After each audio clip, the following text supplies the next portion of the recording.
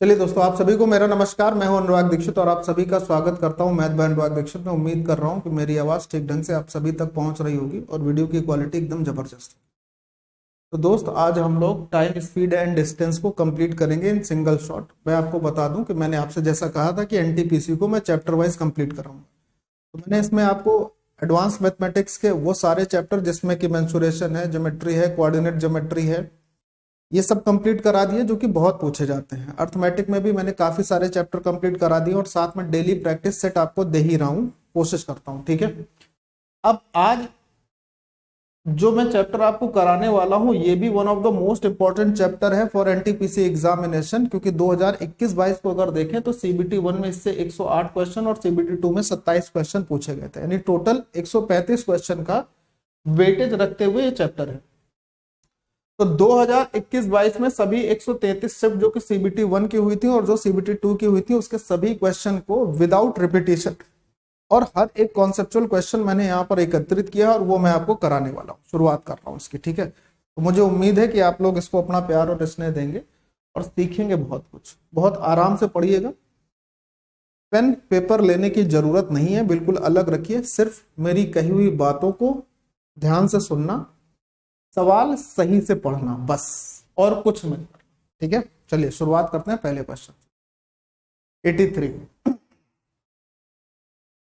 कहता है एक प्लेटफॉर्म पे खड़े एक व्यक्ति को पार करने के लिए 54 किलोमीटर प्रति घंटे की गति से चलने वाली 450 मीटर लंबी ट्रेन के द्वारा लिया गया समय क्या है। तो जब कोई ट्रेन किसी आदमी को पार करती है तो ट्रेन अपनी लंबाई के बराबर दूरी तय करती है। ठीक है, तो इसका मतलब जो उसकी ट्रेन की लंबाई होगी वो 450 मीटर ही होगी। अब चूंकि ट्रेन 54 किलोमीटर प्रति घंटे की गति से चल रही, तो मीटर पर सेकंड में इसको बदलने के लिए हमने 5/18 का इसमें गुणा किया होगा, और 5/18 का गुणा करने पर हमें ये पता चल गया कि ट्रेन की जो गति है वो 15 मीटर पर सेकंड है। और जो ट्रेन एक सेकंड में 15 मीटर चल रही है वो 450 सेकंड को पार करने में 30 सेकंड का समय लेगी। सवाल यहां पर समाप्त हो गया। ठीक है, 15 से उसको डिवाइड करना था। मैंने आपको बोला मैं हर एक टाइप का क्वेश्चन लूंगा और कोई भी क्वेश्चन आपको रिपीट फॉर्म में नहीं मिलेगा, ये मेरा प्रयास रहता है। कभी अगर कुछ हो सकता है, एक आध दो क्वेश्चन देखने में अगर मिस्टेक हो जाए तो उसके लिए पहले से ही क्षमा है, कर देना भैया। नहीं तो एक भी क्वेश्चन अगर कभी ऐसा छूट जाएगा तो बच्चों को कहना होगा तुम तो कह रहे थे कि कोई भी रिपीट नहीं होगा, ये तो रिपीट हो गया। तो दादा महाराज क्षमा कर देना उसके लिए। ठीक है, चलिए। एक व्यक्ति एक निश्चित गति से निश्चित दूरी तय करता है। अगर वह गति को 30% तक बढ़ाता तो उसे समान दूरी तय करने में 15 मिनट समय कम लगता। उसकी मूल गति से यात्रा करते समय दूरी तय करने में उसके द्वारा लिया गया समय क्या होगा अगर वो मूल गति से ही यात्रा करे। देखो ये सवाल बहुत ही प्यारा है। प्यारा सिर्फ इसलिए है कि सवाल अगर आप सही से पढ़ोगे तो आपके लिए बहुत अच्छा रहेगा, क्योंकि सवाल का उत्तर लगभग में आता है।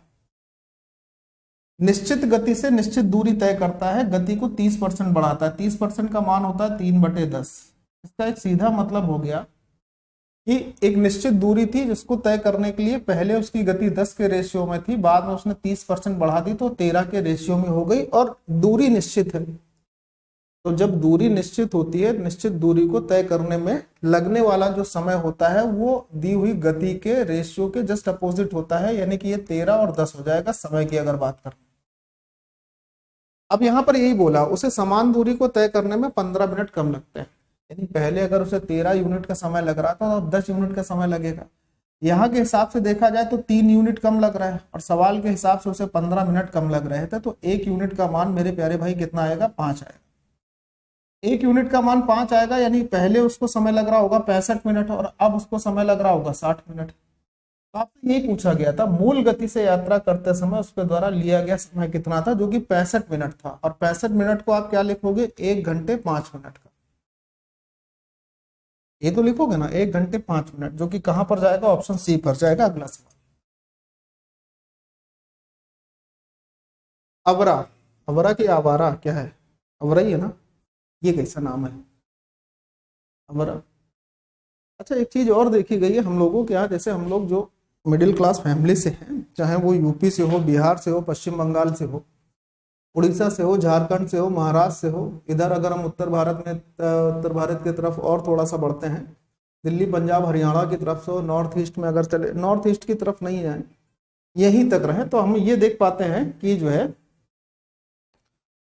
क्या देखने को मिलता है कि नाम बड़े सात्विक और ठीक ठीक होते हैं।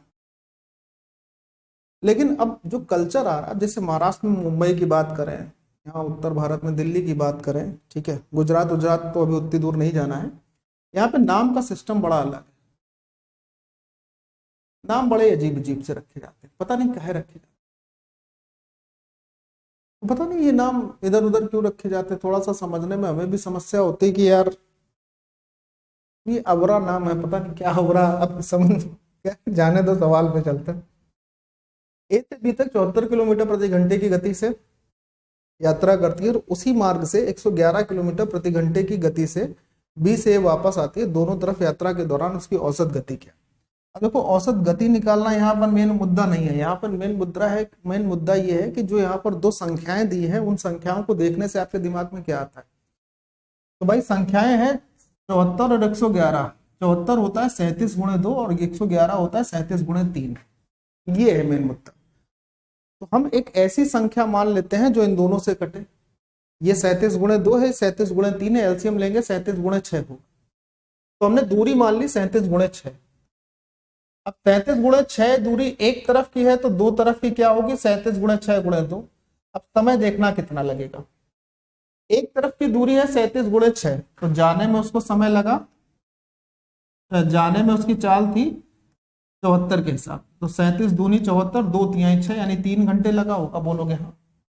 वापस आने में उसकी चाल कितनी हो जाएगी भाई, 111 किलोमीटर प्रति घंटे के हिसाब से अगर 37 गुणे 6 को कवर कर रहा है तो 2 घंटे लगेगा, तो 3 और 2 5 घंटे लगे, यानी बटे में 5 आ जाएगा। बाकी कहानी खत्म है। 6 दूनी 12 को 5 से डिवाइड करेंगे तो ये 37 तो बना रहेगा, और 12 को 5 से डिवाइड करने पर 2.4, तो 37 दूनी 74 तो सीधा दिखाई दे रहा है, 74 से थोड़ा सा बड़ा। अब 37 दूनी 74, 74 दूनी 148 और एक अंक पर दशमलव, 74 और 4 88 दशमलव कुछ हो जाएगा, और ये आपका उत्तर बन जाएगा। 88.8 किलोमीटर प्रति घंटे की औसत गति हो जाएगी उसकी। अब इसमें कोई समस्या नहीं थी, अगर हम इसका गुणा कर लेते तो भी कोई समस्या नहीं थी, ऐसे ही कर लेते कि या तो गुणा ना करते तो भी कोई काम नहीं था। हम यहाँ पर इकाई अंक देख सकते थे कि 7 चौको 28, यानी दशमलव के बाद वाला जो अंक होता है इकाई अंक, वो भी 0.8 होता है, और ऐसा हमारे पास एक ही ऑप्शन था। 37 का मल्टीपल देख सकते थे, अगर 37 का पहाड़ा याद होता, कोई बात नहीं, अगर 37 का पहाड़ा नहीं याद होता तो 2.4 दिख रहा है, 3 से कटने वाली संख्या देख सकते थे। बहुत सारे तरीके होते हैं उत्तर निकालने के लिए। अब आपको यह समझना है कि वो तरीके आपके दिमाग अगर पढ़ाए गए हो तो आप कर लोगे, गारंटी है, लेकिन क्वेश्चन करते समय वो तरीके आपके दिमाग में यथासंभव स्थिति पे आते हैं या नहीं आते हैं, ये जरूरी है। चलिए अगला सवाल। एक व्यक्ति 50 किलोमीटर प्रति घंटे के किलोमीटर प्रति घंटे के ही है ना, के किलोमीटर प्रति घंटे और 25 किलोमीटर प्रति घंटे की गति से 250, 120 और 50 किलोमीटर की दूरी को तय करता है। ठीक है, पूरी यात्रा के लिए उसकी औसत गति 42 किलोमीटर प्रति घंटे। अच्छा जी, ठीक है, तो कह रहा है के का मान क्या होगा। अब देखो इस सवाल को समझना ध्यान से, इस सवाल को ध्यान से समझना है और कुछ नहीं करना है। मैं क्या कह रहा हूं उसको देख लो, मजा तो आपको आ ही जाएगी। ठीक है, देखो अब चूंकि पूरी यात्रा के लिए उसकी औसत गति दी हुई है 42, तो मैं ये कह रहा हूं कि जो औसत गति 42 दी है, औसत गति होती क्या है, total distance upon total time. तो ऊपर टोटल डिस्टेंस लिखना है, नीचे टोटल टाइम लिखना है, तभी तो ये औसत गति रहेगी। आप बोलोगे यस सर, इतना रहेगा। तो टोटल डिस्टेंस क्या होगी, 250, 50, 300, 420 होगी टोटल डिस्टेंस। समझना ध्यान से बात, टोटल डिस्टेंस हो गई 420। अब समय की बात, 250 को 50 के हिसाब से तय किया तो 5 घंटे, 120 को के हिसाब से तय करेंगे, मुझे के का ही मान पता करना है, 120 को मैंने के हिसाब से तय कर लिया, ये समय लिख रहा हूं। और सबसे आखिरी में 50 किलोमीटर को 25 के हिसाब से तय किया तो 2 घंटे ही है। मेरे प्यारे भाई, चूंकि के का मान आपको चाहिए था तो उस के का मान यहां से निकलेगा जब आप इतना हिसाब किताब अपना बनाओगे। कोई इसमें प्रॉब्लम तो नहीं आ रही है। अच्छा सुनिएगा ध्यान से, बहुत अच्छे से। या तो आप ये पूरा हिसाब किताब करो कि इसको काट रहे हो 10, इधर आ रहा है 7 प्लस 120 बटे के और बराबर में 10। अगर हम इसको सॉल्व कर रहे हैं तब जाके अपना के का मान कुछ आ जाएगा, यानी 40 आ जाएगा। अगर हम इतना सॉल्व करने के बाद के का मान 40 ला रहे हैं तो धिक्कार है फिर हमारे पढ़ने पर या कैलकुलेशन करने पर। अगर इतना ही सॉल्व करके सवाल पढ़ने के बाद इतनी भी कैलकुलेशन करके हम के का मान ला पा रहे हैं तो बेकार है। क्यों सर? क्यों? इसलिए बेटा अब हमें ये तो पता होगा ना कि एवरेज स्पीड क्या होती है, total distance upon total time. तो पहली वाली डिस्टेंस जो है ये 50 से कटेगी 5 दे देगा। इधर वाली डिस्टेंस की बात करें, ये 50 जो है ये 25 से कटेगा 2 दे देगा। और टोटल जो एवरेज गति दी है ना ये भी 42 दी है, मतलब ये भी दशमलव में नहीं दी है, एग्जैक्ट इंटीजर दिया है। तो हमें ये समझ में आना चाहिए कि ये जो 120 किलोमीटर की दूरी दी है इसको डिवाइड करने के लिए जो स्पीड ऐसी होनी चाहिए जो इसको एग्जैक्ट काट दे, एग्जैक्ट काटे, उसमें झंझट ना बने। अगर झंझट बनेगा तो मामला बनेगा नहीं। अच्छा, इस चीज को थोड़ा समझना और ध्यान से, बल्कि मुंह जवानी कर ही सकते थे। कैसे मुंह जवानी कर सकते हैं कि टोटल डिस्टेंस 420 है, एवरेज थी 42। टोटल डिस्टेंस अगर जोड़ा 250, 120 और 50 को 420 आया, उसके लिए एवरेज थी कितनी? 42। तो समय टोटल लगा होगा 420 बटे 42 यानी 10 घंटे। 10 घंटे में 5 घंटे ये है, 2 घंटे ये है, तो यहाँ 3 घंटे का समय रहा होगा। उस 3 घंटे से इसको डिवाइड करने पर 40 आएगा। या तो ये दिमाग में सोच लो, या तो ये सोच लेते कि 120 को काटने वाली एग्जैक्ट संख्या कुछ ऐसी होगी जिससे हमारा आंसर दशमलव में नहीं गया होगा। तो 120 को काटने वाली संख्या अगर देखोगे तो यहाँ ये नहीं है, ये नहीं है, ये भी नहीं है और यही है फिर, जो कि एग्जैक्ट काट सकती है क्योंकि कोई भी आंसर हमारा दशमलव में था नहीं। तो ये तो सोचने की बात है कि आप कैसे सोचोगे। ये कैलकुलेशन कौन नहीं कर लेगा इस सवाल की यार। एक रेलगाड़ी की इतनी दूरी जो है 48 मिनट में तय करती है, इसकी चाल मीटर पर सेकंड में बता दीजिए। तो ये भी ठीक है। 57.6 किलोमीटर की दूरी को मीटर में बदलेंगे तो 1000 का गुणा हो जाएगा बटे में 48 मिनट दिए हुए थे, इस 48 मिनट को सेकंड में बदलेंगे तो 60 का गुणा होगा। मेरी बात देखो ध्यान से समझो, आंसर इसका क्या आ जाएगा? 18 आ जाएगा। पूछो कैसे आ जाएगा? पूछो कैसे आ जाएगा? देखो अगर मैं ये देख रहा हूं कि ऊपर जो संख्या है हमारे पास, ऊपर जो संख्या है 18 नहीं आएगा। देखो जरा, अब मैं ये समझना ध्यान से, ये जो 48 है इसको आप 3 गुणे 16 देख सकते हो, हाँ। 60 को 3 गुणे 20 देख सकते हो, हाँ देख सकते हो। 3 तीजा 9 आ गया नीचे, हाँ। ऊपर इस संख्या को भी 9 से काटा जा सकता है कि 9 से काट देंगे तो 9 छक्के 54 हो जाएगा, 9 इतना हो जाएगा ये। तो हम 3 त्रिका 9 से इसका काम खत्म कर लेते हैं। इतनी बात समझ में आ गई। अब ये जो 20 है ना इसको 4 गुणे 5 की फॉर्म में देख सकते हो, हाँ सर देख सकते हैं। मैंने कहा ठीक है। 16 चौको 64 से इसको खत्म कर लेते हैं तो अपने पास 0.1 आ गया। इस 0.1 से एक जीरो का काम भी खत्म हो गया। 100 बटे 5 का मतलब 20 उत्तर हो गया, 18 नहीं। तो बच्चों की तरीके नहीं काटना है, मतलब जैसे कैलकुलेशन भी कर रहे हैं ना, तो अब थोड़ी मैच्योरिटी लानी पड़ेगी कि क्या हम काम कर रहे हैं उसके लिए थोड़ा सा मैच्योर दिखना भी पड़ेगा और काम होना भी पड़ेगा, ऐसा नहीं होगा। 90 किलोमीटर प्रति घंटे की चाल से चल रही एक रेलगाड़ी बिजली के खंभे को 18 सेकंड में पार करती है। अच्छा जी। और एक प्लेटफॉर्म को 65 सेकंड में पार करती है। प्लेटफॉर्म की लंबाई क्या होगी? जो ट्रेन चल रही है 90 किलोमीटर प्रति घंटे की रफ्तार से, तो 90 को जो मीटर पर सेकंड में बदलेंगे तो 25 मीटर पर सेकंड की रफ्तार से वो चल रही है। अब अगर कोई ट्रेन चलते हुए एक खंभे को पार करती है तो अपनी लंबाई के बराबर ही दूरी तय करती है, इससे ज्यादा नहीं कर सकती है। वो ट्रेन 1 सेकंड में 25 मीटर चल रही है, तो 18 सेकंड में कितना चलेगी? तो आप बोलोगे सर 18 सेकंड में 250 और 200 450 चलेगी। 25 गुणे 18 450। खंभा पार की थी तो अपनी लंबाई चली होगी, यानी ट्रेन की लंबाई हो गई 450 मीटर। लिखने की जरूरत नहीं है। अब प्लेटफॉर्म पार कर रही थी 65 सेकंड में। पूछा प्लेटफॉर्म की लंबाई क्या है? ट्रेन की लंबाई 450 आ गई। ट्रेन 1 सेकंड में 25 ही चल रही, तो 65 सेकंड में कितना चलेगी? तो आप बोलोगे सर 65 गुणे 25, और उसमें हमारे पास ट्रेन की लंबाई 450 दी हुई है, 450 को हमने लिखा है 25 गुणे 18, यही तो लिखा था। 25 कॉमन हो गया, हाँ सर। 65 में से 18 को माइनस कर लेंगे, अपने पास क्या आ जाएगा, 65 में से 20 माइनस कर दीजिए।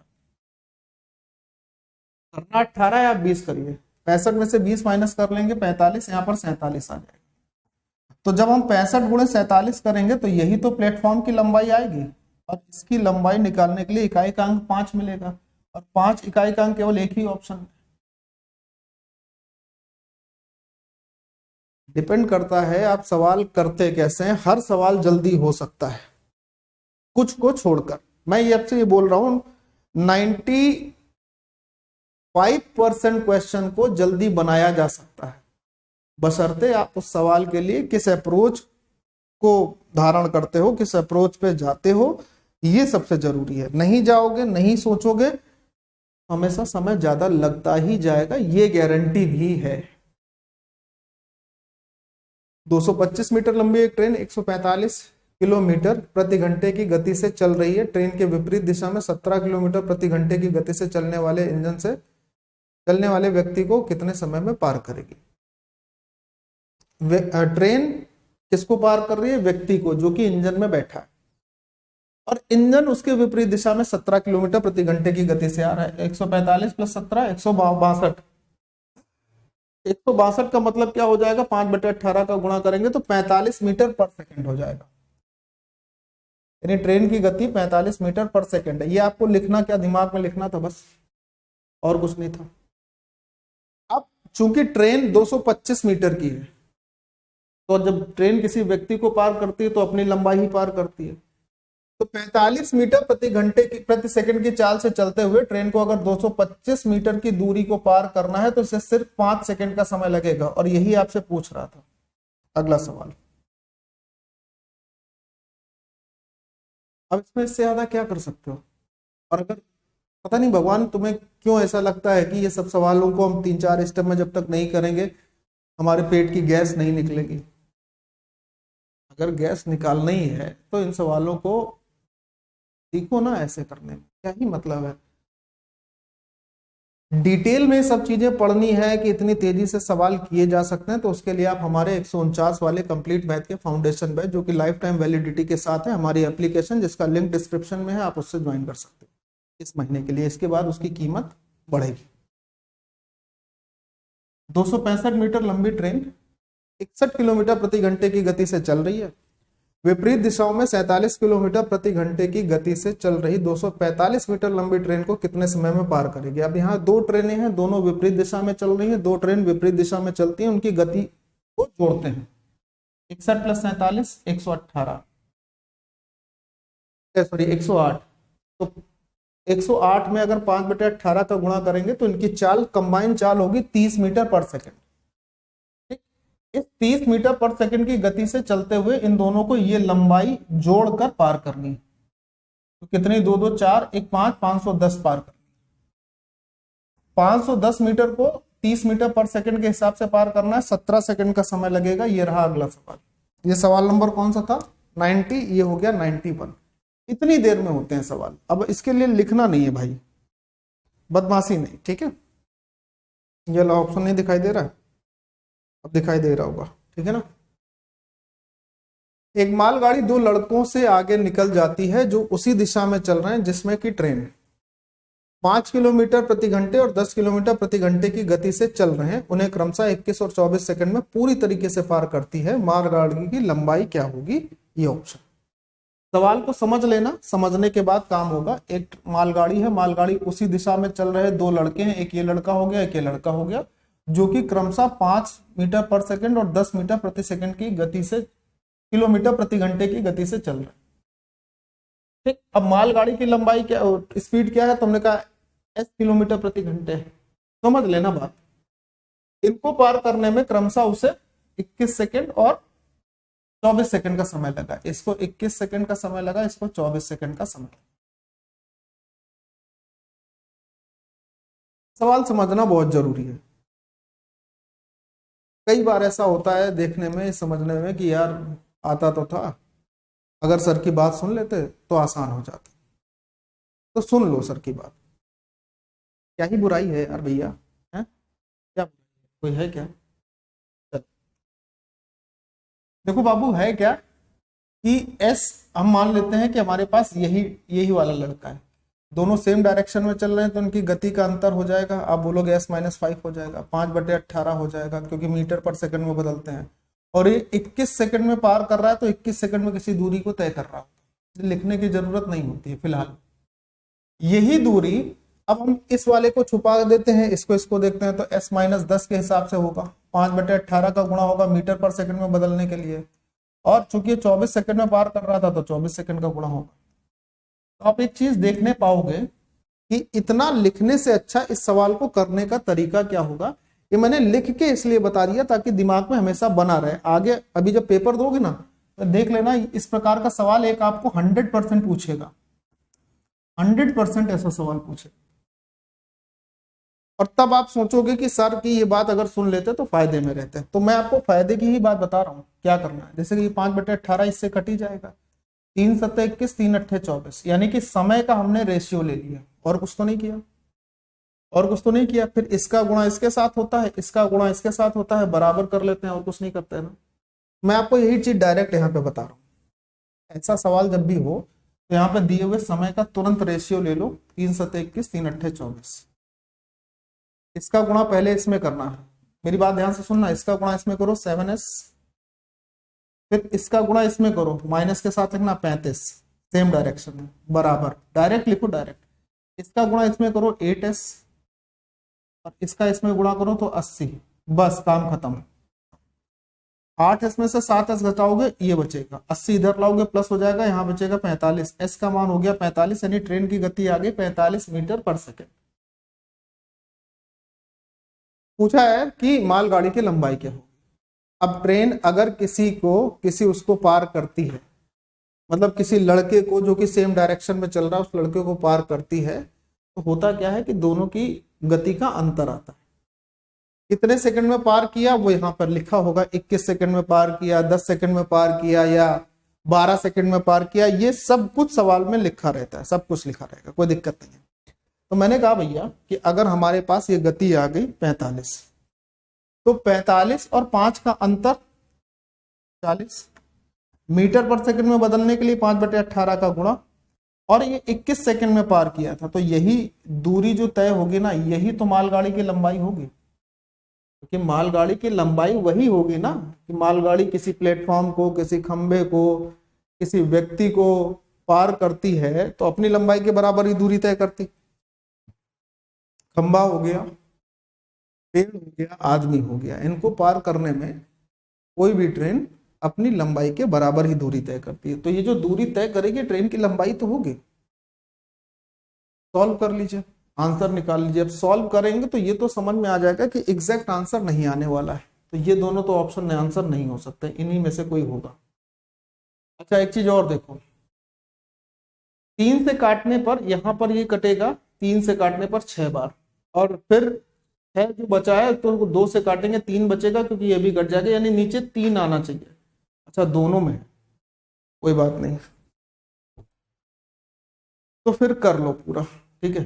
चलो 3 से काटते हैं, 3×7=21, 3×6=18, 2 से काटेंगे, 2×3 6, 2 से ये कट जाएगा 20 बार, ठीक है। 20×5=100, 20×5=100, 100×7=700, 700/3। अब 700/3 का मतलब 1/3 आएगा, 233 सही 1/3 आपका आंसर हो जाएगा, यही होगा 700/3, यही क्या हो जाएगा 700/3 हो जाएगा। क्लियर हो गई बात। चलिए, वैशाली 50 किलोमीटर प्रति घंटे पर कार द्वारा एक निश्चित दूरी तय करती है और 10 किलोमीटर प्रति घंटे पर साइकिल पर उसी मार्ग से मूल स्थान पर लौट आती है। पूरी यात्रा में से 2 घंटे 24 मिनट का समय लगा हो तो कुल उसने कितनी दूरी तय करी। अब सुनिए मेरी बात, सेम दूरी जाना है, सेम दूरी वापस आना है, उनके लिए अलग अलग गति दी है। तो हम यहाँ से औसत चाल निकाल लें, औसत चाल कितनी होगी। तो मैंने औसत दूरी मान लेता हूं मैं 50 ही है, तो 50 जाना 50 आना, यानी टोटल दूरी हो गई 100। 50 जाएंगे, 50 की रफ्तार से 1 घंटे का समय लगेगा, 50 वापस आएंगे 10 की रफ्तार से 5 घंटे का समय लगेगा, नहीं टोटल समय लगा 6 घंटे का। ये हो गया हमारे पास उसकी स्पीड। स्पीड इंटू टाइम जो होता है ना वही तो दूरी होती है, और टाइम की अगर हम बात करें तो 2 घंटे 24 मिनट दिया, तो 2 घंटे तो ठीक है, 24 मिनट को हम 2/5 लिख सकते हैं, तो 5 दूनी 10, 2 12/5 यहाँ लिखा जा सकता है। हाँ सर लिखा जा सकता है। 6 दूनी 12 कटता है और 5 से इसको काटेंगे 20, तो 20 दूनी 40 किलोमीटर की दूरी का हिसाब किताब आपका उत्तर दे देगा। उसे कुल कितनी दूरी तय करी, तो 20 दूनी 40 किलोमीटर की दूरी तय करी। सवाल नंबर 93। इससे ज्यादा लिखने की जरूरत नहीं है महाराज। औसत गति निकालने का तो फॉर्मूला पता है ना, total distance upon total time, है ना। चलो जी अगला सवाल, सवाल नंबर 94। अरे बाप रे। एक ही समय पर ए और बी 240 किलोमीटर दूर दो अलग स्थानों से एक दूसरे की ओर चलना शुरू करते हैं। ए और बी की गति का अनुपात 5 और 7 है और बी की गति 84 किलोमीटर प्रति घंटे। कितने समय के बाद ए और बी एक दूसरे से मिलेंगे। अब बहुत ज्यादा वैसा सवाल तो नहीं है, थोड़ा सा समझने की जरूरत है। बी की गति 84 दिया है, यानी 7 का मान 84। 7 का मान अगर 84 है तो 1 का 12 हुआ, तो 5 का 60 हो गया। अब दोनों एक दूसरे की तरफ चल रहे हैं तो गतियां जुड़ जाएंगी, 84 प्लस 60 को जोड़ेंगे तो 144 हो जाएगा, यानी दोनों की सापेक्ष गति हो गई 144 किलोमीटर प्रति घंटे, और इससे इनके बीच की 240 किलोमीटर की दूरी तय करनी है। ये हमारा सवाल है। 24 से ही काट दीजिए, 24 से ये 10 बार, 24 से ये कट जाएगा हमारा 6 बार। 10/6, 10/6 को अगर हम घंटे में बदल लें या मिनट में बदल लें, तो मिनट में बदलने के लिए 60 का गुणा 100 मिनट, 10 हम 100 मिनट का समय लगेगा, क्योंकि सारे ऑप्शन मिनट पे दिए थे। हमने कहा भाई मिनट में बदल लेते हैं। ये घंटे आए थे, घंटे को मिनट में बदलने के लिए 60 का गुणा हो गया। सिंपल सी कहानी थी। एक ट्रेन विपरीत दिशा में जा रहे एक आदमी को 12 सेकंड में पार करती है और आदमी की गति 10 किलोमीटर प्रति घंटा है। ट्रेन की गति, ट्रेन की पति नहीं, ट्रेन की गति ये हम ही से हुआ होगा, क्योंकि हम ही टाइप करते हैं भाई, हम ही टाइप करते हैं, हम ही सेट करते हैं, हम ही पीपीटी बनाते हैं, हम ही पीडीएफ बनाते हैं, हम ही पढ़ाते हैं, हम ही सेव करते हैं, हम ही चैनल देखते हैं, उसमें डालते हैं सारा सब कुछ, टाइटल, डिस्क्रिप्शन, टैग्स, हैशटैग्स, सब कुछ हम ही करते हैं। पेड का कंटेंट हम ही निकालते हैं, हम ही पढ़ाते हैं, हम ही देखते हैं, हम ही अपलोड करते हैं, हम ही एप्लीकेशन पे डालते हैं, सब कुछ हम ही करते हैं।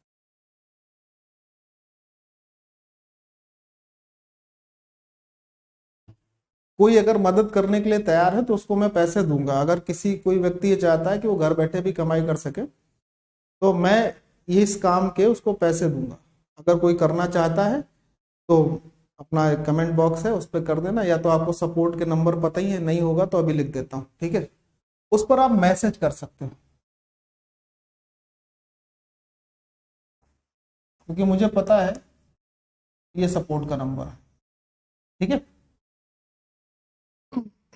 चलो खैर, तो देखो विपरीत दिशा में अगर आदमी जा रहा है तो दोनों की गति जुड़ गई तो 72 हो गई किलोमीटर प्रति घंटा, और 72 किलोमीटर प्रति घंटे का मतलब 20 मीटर पर सेकंड, और 20 मीटर पर सेकंड से आदमी को पार करने में अगर उसे 12 सेकंड का समय लगा है तो 12 गुणे 20 यानी 240 मीटर ट्रेन की लंबाई होगी। और जब ट्रेन आदमी पार करती है तो सिर्फ अपनी लंबाई ही चलती है, और अगर ट्रेन की लंबाई 20 गुणे 12 240 है तो उसमें आदमी की लंबाई तो 0 रहेगी ना, तो 240 पूरी की पूरी ट्रेन की लंबाई हो गई। एक ट्रेन 1 किलोमीटर लंबे पुल को 1 मिनट में और 750 मीटर लंबी सुरंग को 50 सेकंड में पार करती है, यह मानते हुए कि ट्रेन एक समान गति से चल रही है, इसकी गति क्या होगी। सारे के ऑप्शन किलोमीटर प्रति घंटे में दिए। तो जब ट्रेन एक ही उसमें दो चीजों को पार करे तो क्या करेंगे, दोनों की लंबाइयों का अंतर, जैसे यहाँ 1 किलोमीटर और 750 मीटर का अंतर होगा 250 मीटर। साथ ही साथ दोनों के समय का अंतर, एक का 1 मिनट था यानी 60 सेकंड और एक का 50 सेकंड था, तो 10 सेकंड अंतर आ जाएगा। यानी वो ट्रेन 10 सेकंड में 250 मीटर चल रही है, तो 1 सेकंड में ट्रेन कितना चलेगी, 25 सेकंड, 25 मीटर चलेगी। जो ट्रेन 1 सेकंड में 25 मीटर चलती है वो 90 किलोमीटर प्रति घंटे की गति से चल रही होगी, क्योंकि हमारे पास मीटर पर सेकंड को किलोमीटर प्रति घंटे में बदलने के लिए 18/5 से गुणा करने का प्रावधान है। तो लिखो या ना लिखो, आंसर वही आना। ठीक है। एक बस और एक कार की चालों का अनुपात 7 और 11 है। यदि कार 396 किलोमीटर की दूरी को 6 घंटे में तय करती है तो बस की चाल क्या होगी? देखिए, जो बस की चाल होगी वो 7 से कटने वाला ऑप्शन होगी। पहली बात, 7 से कटने वाले सारे ऑप्शन है, दशमलव में भी और गैर दशमलव भी। खैर, अगर कार 396 किलोमीटर 6 घंटे में तय करती है तो कार की प्रति घंटे दूरी क्या होगी? 6 चरंग 36, 6 चरंग 36, यानी कि 66 किलोमीटर प्रति घंटे कार की। और रेशियो इसका 11 दिया था, यानी कि 6 गुना है, तो इसका भी 6 गुना ही आंसर होगा। तो 7 का 6 गुना क्या हो जाएगा? 42। यानी हमसे जो पूछा गया कि बस की गति क्या होगी, तो बस की गति हो जाएगी 42 किलोमीटर प्रति घंटे। इससे ज्यादा सरल क्या सवाल हो सकता था? और इससे ज्यादा सरल तरीका भी नहीं हो सकता था। अपनी सामान्य चाल की 7/8 से चलते हुए अंश 35 किलोमीटर की दूरी को 50 मिनट में तय करता है। अंश की सामान्य चाल क्या है? बहुत बढ़िया क्वेश्चन है। देखो भाई, सिंपल सी बात को समझना, सामान्य चाल के 7/8 से चल रहा है, यानी अंश की सामान्य चाल अगर 8 के रेशियो में होगी तो वो जिस चाल से चल रहा है वो 7 के रेशियो में। हमसे पूछा गया अंश की सामान्य चाल क्या है, तो वो 8 से कटने वाला ऑप्शन होगी। अब 8 से ये नहीं कटता है, ये नहीं कटता, ये कट जाता है, ये कट जाता है। सुनिए ध्यान से, तो मैंने 2 गलत ऑप्शन तो अपने पास से हटे ना। अब अगर वो 35 मिनट 50 मिनट में तय करता है 35 किलोमीटर, तो कोई व्यक्ति अगर 35 किलोमीटर को 50 मिनट में तय कर रहा है, 50 मिनट को घंटे में 5/6, तो 6 ऊपर आ जाएगा। 5 सत्ते 35, 7 छंग 42, यानी उसकी गति रही होगी 42 किलोमीटर प्रति घंटे। अगर ये 42 किलोमीटर प्रति घंटे है, कितने गुना है? 6 गुना है। तो अगर इसका 6 गुना कर लेंगे तो ये कितनी हो जाएगी? 48 किलोमीटर प्रति घंटे। ऑप्शन सी आपका जवाब हो गया। कहानी खत्म हो गई। सवाल नंबर 99 की बोलो। ठीक है। सुहास किसी यात्रा के 5/12 भाग को रेलगाड़ी के द्वारा और फिर यात्रा के 1/3 भाग को बस द्वारा तय करता है। अच्छा, इसके बाद वह शेष 36 किलोमीटर की दूरी साइकिल से तय करता है। सुहास कितनी यात्रा करता है? टोटल कितनी यात्रा कर रहा है? तो हमने कहा भाई इसका हर 12 है, इसका हर 3 है, इसका एलसीएम ही 12 ले लेते हैं, यानी 12 से कटने वाली संख्या ही अपना आंसर। अब 12 से यही नहीं कटता है, बाकी तो सारे ऑप्शन कट जाते हैं। खैर, इसका 5/12 निकालेंगे तो 5 ही आएगा, इसका 1/3 निकालेंगे तो 4 आएगा, 5 4 9 हो गया, बचा 3। इस 3 का जो शेष है वो हमारे पास 36 दिया है, यानी कि 3 का मान 36 है, तो 1 यूनिट का मान हो जाएगा 12। 1 यूनिट का मान 12 हो गया, तो 12 यूनिट का मान क्या होगा? 12 गुणे 12 यानी 144 किलोमीटर की कुल दूरी है। डी आपका आंसर। सवाल नंबर नेक्स्ट 102 नंबर, बताइए।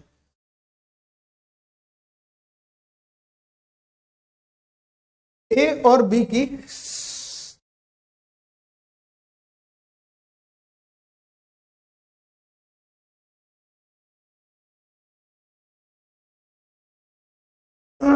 ए और बी की चाल के अनुपात 4 और 5 है, और इसलिए गंतव्य स्थान तक पहुंचने में ए को बी की तुलना में 20 मिनट अधिक समय लगता है। यदि ए अपनी चाल दोगुनी चाल से चलता तो वह उस दूरी को कितने समय में तय करता? सुनिए, इनकी चाल के अनुपात 4 और 5 है, ए और बी है, चाल के रेशियो है 4 और 5।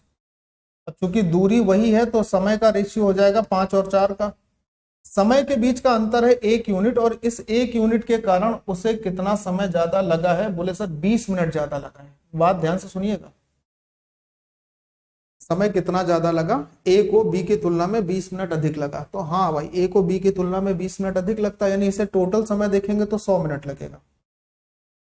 टोटल समय कितना लगेगा? 100 मिनट। इसे टोटल समय कितना लगेगा? 80 मिनट।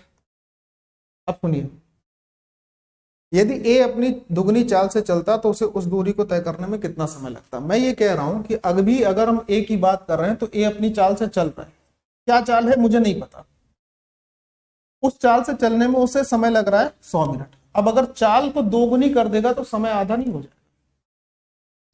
ए अगर अपनी चाल को 2 गुना कर देगा तो उसका लगने वाला समय उसका आधा हो जाएगा ना। तो अभी उसका 100 मिनट लग रहा था, अब जैसे ही चाल उसने अगर दोगुनी करी तो समय 100 का आधा हो जाएगा, यानी कि 50 मिनट लगेगा। हमारा काम इस सवाल के लिए सिर्फ ये था कि ए का इनिशियल टाइम जो है वो पता कर ले। चाल दुगनी पर तो समय आधा होता ही है, ये तो हर एक बच्चा जान रहा है। तो इनिशियल काम क्या था कि ये था। ठीक है, चलिए नेक्स्ट आइए। अक्षिता 50 किलोमीटर प्रति घंटे की चाल से 300 किलोमीटर की दूरी तय करती है, फिर 30 किलोमीटर प्रति घंटे की चाल से 360 किलोमीटर की दूरी तय करती है, और उसके बाद 60 किलोमीटर प्रति घंटे की चाल से 420 किलोमीटर की अन्य दूरी तय करती है। यदि पूरी यात्रा के लिए उसकी औसत चाल k किलोमीटर प्रति घंटा है तो उसे k किलोमीटर प्रति घंटे की चाल से 216 किलोमीटर तय करने में कितना समय लगेगा? अब सुनिए। अच्छा, तो मेरे प्यारे दोस्त, या तो इस सवाल को आप बेसिक से बनाओ, जैसे आप बनाते हो वैसे करो, ठीक है, या तो मैं जो बता रहा हूं उसको ध्यान से देखो तो काम बनेगा। देखो, औसत चाल जो है ना वो दी है k किलोमीटर प्रति घंटे, ये है। ये औसत चाल निकाली कैसे जाएगी? Total distance upon total time करके। टोटल डिस्टेंस देख लो जरा पहले, 300, 360 और 420, ये है टोटल डिस्टेंस। तो 3 3 6 4 10 और 80 और, यानी टोटल डिस्टेंस हो गई 1080 किलोमीटर। टोटल समय देखते हैं। 50 के हिसाब से 300 तय किया 6 घंटे, फिर उसके बाद 30 के हिसाब से 360 तय किया तो 12 घंटे, फिर उसके बाद 60 के हिसाब से 420 तय किया तो 7 घंटे, 7 6 13 12 25 घंटे हो गए टोटल। 25 से अगर इसको भाग देंगे तो हमारे पास हमारी औसत गति आ जाएगी। इस औसत गति जो कि k के बराबर थी, पहले बात ध्यान से समझ लेना, ये k का मान है। इससे अगर हमें 216 किलोमीटर की दूरी तय करनी है तो लगने वाला समय पूछ रहा था, और कुछ नहीं कहा। तो हमें क्या करना है कि हमें 216 किलोमीटर की दूरी को इस हिसाब से तय करना है कि ऊपर 1080, 216 बटे 1080 बटे 2500, तो ये जो 25 होगा यहाँ पर नीचे आ जाएगा, ऊपर पलट जाएगा, ये समय आ जाएगा अपना। एक लाइन में सवाल होगा, इसको अगर आप समझ गए तो, और है ही नहीं कुछ इसमें, है ही नहीं कुछ। 36 से इसको काटिए, 36 तीजा 30 बार, और 36 से इसको काटेंगे तो 6 बार, 6 से ये कटेगा 5 बार, और 5 से इसको काटेंगे तो 5 घंटे का समय लगेगा बाबूजी, और 5 घंटे मतलब ऑप्शन ए आंसर हो गया। बड़े से बड़ा सवाल आपके लिए सरलतम हो सकता है यदि आप उसको सही ढंग से पढ़ रहे हैं तो। बड़े से बड़ा सवाल जो आपको ये लगता है कि बड़ा गंभीर है, एग्जाम में आया है सर, बहुत कठिन है, वो भी मैं आपको सरल तरीके से चुटकियों के हिसाब से सिखाता हूं, बशर्ते आपने चीजों को वैसे जैसे मैंने बोला वैसे करनी है, ठीक है। और ये बात आप समझ जाओ कि एग्जाम इसी चिड़िया का नाम है। इसीलिए मेरा आप सभी से एक निवेदन ये है कि आप मैथ के कंप्लीट फाउंडेशन बैच, मैं अपनी बात कर रहा हूं, आप जहां से पढ़ रहे हैं मुझे आइडिया नहीं था, मैं अपनी बात कर रहा हूं कि अभी आपको मैथ का कंप्लीट फाउंडेशन बैच जो अर्थमेटिक और एडवांस कंप्लीट होगा, ये आपको सिर्फ 149 रुपए में मिल जाता है, लाइफ टाइम वैलिडिटी के साथ। साथ में पीडीएफ और अन्य पीडीएफ आप जब जाके एप्लीकेशन पर देखेंगे तो वहां पर आपको बहुत सारी चीजें मिलेंगी। दूसरी बात यह है, आप कहीं भी पढ़ रहे हो, मुझे ये नहीं कहना है कि आप वहां ना पढ़िए, मैं सिर्फ ये कह रहा हूं कि जहां भी पढ़ रहे हैं इन सभी छोटी छोटी सी बातों का ध्यान रखते हुए काम करना है। ऐसा नहीं कि सवाल आया तो एक्स मान के और ये मान के वो मान के करना है, उसके कई एक्सपेक्ट टीचर के द्वारा आपको बताए जाने चाहिए। कई बार ये होता है कि बच्चे देखते हैं, सोचते हैं नया चेहरा है, मैं नया चेहरा आपके लिए हो सकता हूं, लेकिन मैं आपको बता रहा हूं मैं 10 अगस्त 2014 से इस फील्ड में हूं, पढ़ा रहा हूं। पहले ऑफलाइन पढ़ाता था तो मैं एसएससी पढ़ाता, आज भी मैं एसएससी ऑफलाइन ही पढ़ाता हूं, लेकिन घर में पढ़ाता हूं। मेरे पढ़ाए हुए बहुत सारे बच्चे सिलेक्टेड हैं, जो आज की डेट में क्या ही बोलूं, खैर छोड़ो। कई सारे टीचर्स ऐसे हैं जो एडवांस मैथ्स पढ़े हुए हैं हमसे, टीचर्स की बात कर रहा हूं, जो आपके सामने आज यूट्यूब पर है, मैं खैर नाम नहीं लूंगा, जरूरत नहीं है उसकी। 10 अगस्त 2014 से पढ़ा रहा हूं, और एसएससी रेलवे और डिफेंस यानी एनडीए सीडीएस और एसएससी रेलवे ही पढ़ाया है, ऑफलाइन ऑनलाइन दोनों मिला के। और कौन सी ऐसा नामी गिरामी कोचिंग है जिसमें मैंने नहीं पढ़ाया? मैंने पैरामाउंट में पढ़ाया, मैंने क्या नाम है अनअकैडमी में पढ़ाया, मैंने एग्जामों में पढ़ाया, मैंने माई पाठशाला में पढ़ाया है। एग्जामों में रेमो सर के होते हुए समझ लीजिए अगर किसी दूसरे मैथ के टीचर को पढ़ाने को दिया जाए तो बड़ी बात है। माई पाठशाला में तब उस वक्त माई पाठशाला की ही देन है, जीपीएस गगन प्रताप सिंह उस वक्त मुझे लाया गया था। तो हल्के में ठीक है, खैर जैसे आपकी इच्छा। लेकिन अभी बस इस महीने के लिए ऑफर 149 रुपए का, और ऐसा नहीं कि आप क्लास मतलब मेरे कहने से ले लीजिए, आप एप्लीकेशन पर एक हमारा डेमो भी पड़ा है मैथ फाउंडेशन बैच के, आप उसको देख लीजिए। और 149 रुपए कीमत ज्यादा नहीं है। अभी मेरा कहने का मतलब ये है कि ये लाइफ टाइम रहेगा, आप जिसका लेके रखे हो रखे रहो। 149 रुपए है कीमत, कोई बहुत ज्यादा नहीं, कंपैरिजन करके देख लेना। मैं सपोर्ट का नंबर लिख रहा हूं, आप बैच को इनरोल करो, ठीक है। दूसरे का बैच आपने लिया है, आप कोई बात नहीं, आप इसको भी ले लो। आप एक बार इनरोल करके पढ़ो, और पढ़ के देखने के बाद 10 दिन 5 दिन के बाद मुझे ये बोल देना, अगर आपको ठीक नहीं दिखाई देता तो ये नंबर लिखा हुआ है, इस पर मैसेज कर देना, फीस रिफंड करवा दूंगा, ठीक है, कोई दिक्कत नहीं। लेकिन पढ़ो अच्छे से, कल को ये पछतावा ना हो किसी का भी कोर्स लेने के बाद, यार कल जहां मैं था मैं आज भी वही हूं, ये नहीं होना चाहिए, ठीक है। तो इनरोल कर लो प्लीज, ये मेरा वो कहना है, मतलब मेरे कहने से कर लो यार, मैं वास्तव में इतना नहीं बोलता हूं। चलो खैर, अगला सवाल। 360 मीटर लंबी रेलगाड़ी किसी बिजली के खंभे को 12 सेकंड में पार करती है। रेलगाड़ी द्वारा 120 मीटर लंबे पुल को पार करने में लगने वाला समय सेकंड में ज्ञात करिए। अब वो ट्रेन पहले बिजली के खंभे को पार करती है 12 सेकंड। तो ट्रेन बिजली का खंभा पार कर रही है, अपनी लंबाई के बराबर दूरी तय कर रही है, तो 360 मीटर तय कर रही 12 सेकंड में। इसका मतलब ट्रेन की गति हो गई 30 मीटर पर सेकंड। लिखना नहीं, ये माइंड की चीजें हैं, लिखनी नहीं जाती। ट्रेन की रफ्तार 30 मीटर पर सेकंड। अब ट्रेन 150 मीटर लंबे पुल को पार करने में लगने वाला समय पूछ रहा है ट्रेन के द्वारा। तो जब कोई ट्रेन किसी पुल को पार करती है तो दोनों की लंबाई जुड़ती है। 360 ये हो गया, 150 ही हो, 510 हो गया। 510 मीटर की दूरी को 30 मीटर पर सेकंड के हिसाब से पार करना है तो 17 सेकंड नहीं लगेंगे। अब बताओ, इस सवाल को अगर हमें लिखना पड़ जाए, इस सवाल को करना पड़ जाए, तो क्या मतलब है यार।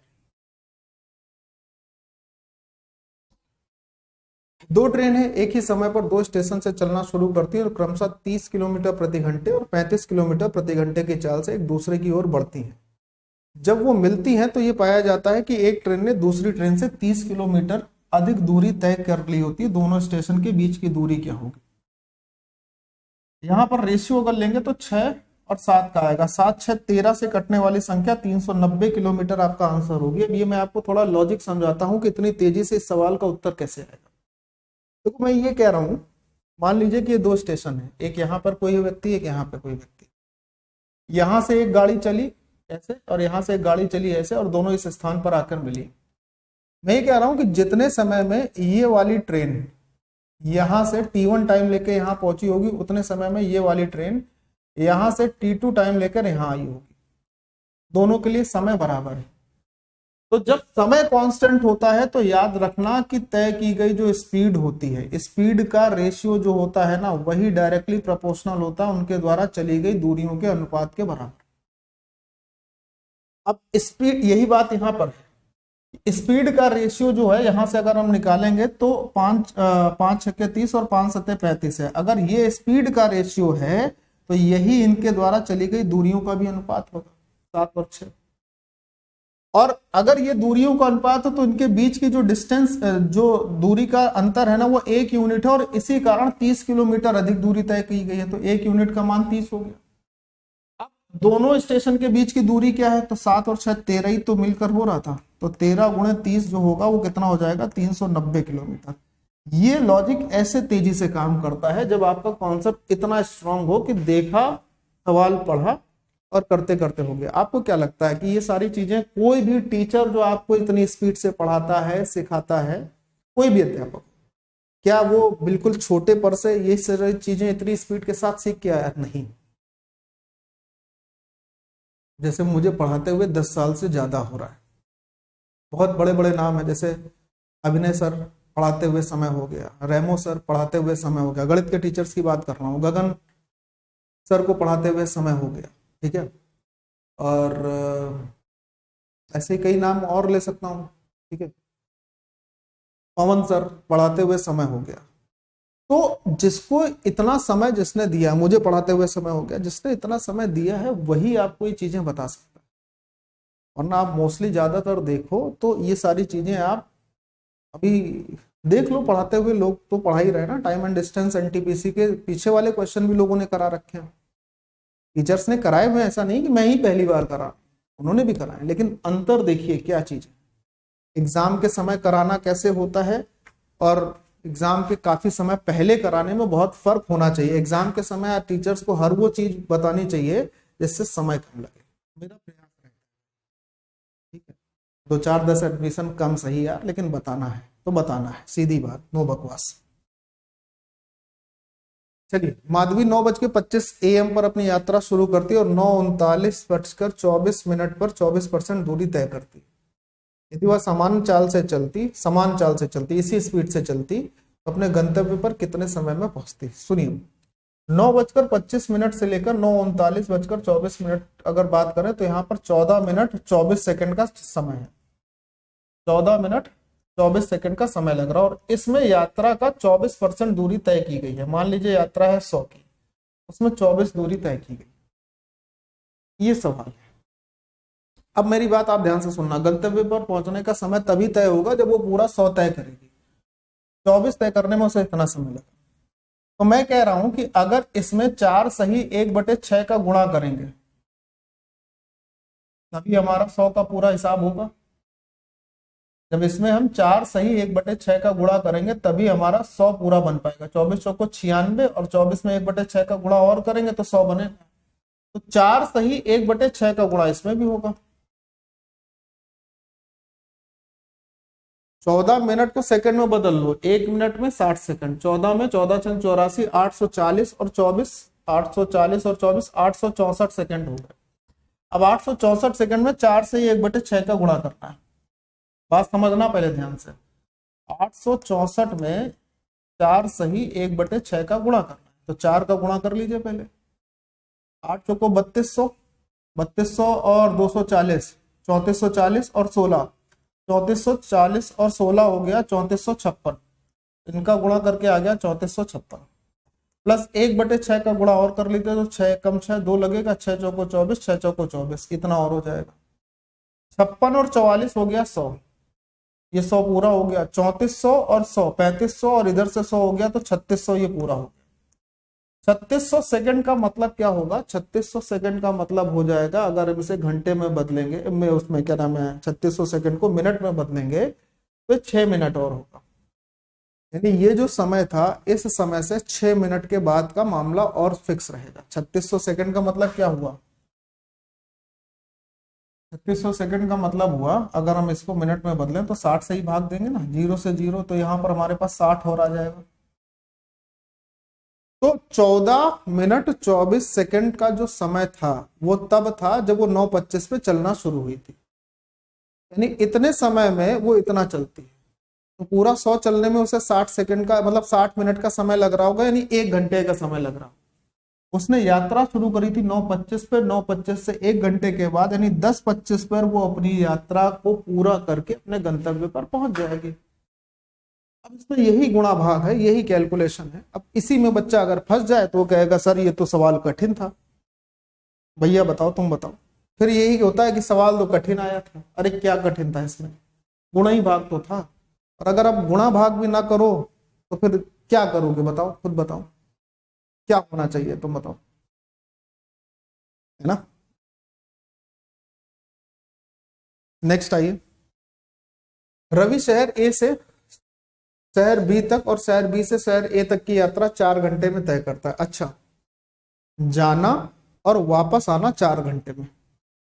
यदि कुल यात्रा के दौरान उसकी औसत चाल जो है वो इतनी है तो शहर ए से बी की दूरी क्या है। ठीक है, देखो जाना और वापस आने में उसकी औसत चाल है 68.3, तो टोटल उसको समय लगा 4 घंटे का। 4 घंटे का समय मतलब जाना और फिर वापस आना है, यानी कि सेम दूरी 2 बार तय करी। तो ये हमारी टोटल दूरी है जाने की, जाने के बाद वापस आने की, ये हमारी क्या है टोटल दूरी है। अब इस टोटल दूरी को हमें 2 बार नहीं, हमें सिर्फ एक ही बार तय करना है।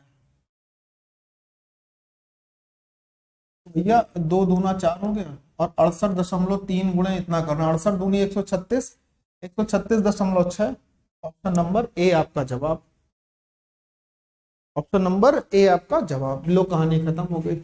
अब बताओ, अब सवाल देखो, सवाल को पढ़ने का समय देखो और करने का समय देख लो, और उसके लिए जो जरूरत भरी चीजें हैं उसको देख लो। दूसरे से भी कंपेयर कर लिया करो कभी कभी हमें, मैं तो खुद से कहता हूं कि मेरा कंपैरिजन कर ही लिया करो, ठीक है। राकेश कार द्वारा 50 किलोमीटर प्रति घंटे की चाल से 2 घंटे यात्रा करता है। अच्छा, बाइक द्वारा 35 किलोमीटर प्रति घंटे की चाल से 2 घंटे और 100 किलोमीटर प्रति घंटे की चाल से रेलगाड़ी में 4 घंटे की यात्रा करता है, उसकी औसत चाल क्या है? अब यहाँ पर औसत चाल का सवाल इसलिए लिया गया है कि हर बार स्पीड और उसका समय अलग है, तो हमें टोटल डिस्टेंस यहाँ पे निकालनी पड़ेगी। समय दिया है, टोटल डिस्टेंस निकालो, यहाँ से 100 हो जाएगी, यहाँ से 70 हो जाएगी, यहाँ से 400 हो जाएगी, तो 570 हो गई। 570 किलोमीटर की टोटल दूरी को तय करने में जो समय ले रहा है वो 2 2 4 4 4 8 घंटे ले रहा है, यानी 570/8 उसकी औसत चाल हो जाएगी। दशमलव में आएगा, एक बात कंफर्म है। और जब भी नीचे 8 आया करे, मतलब जैसे 1/8 का हिसाब किताब हो जाए, तो याद रखना वो 0.25 दे के ही जाएगा। तो ये आपका आंसर हो गया, ऑप्शन नंबर सी। क्या आंसर हो गया?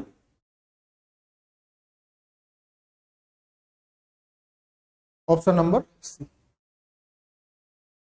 ठीक है महाराज, बढ़े आगे।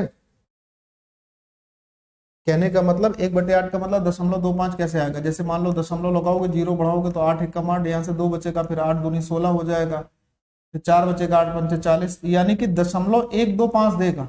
0.125 देने का मतलब एक इधर आ गया होगा तो 0.25 और मिल जाएगा। 1/8 हमेशा क्या देता है? 0.125 देगा, यानी कि ये आपके पास रहेगा ही रहेगा। बाकी आप समझदार हो, करके देख लो।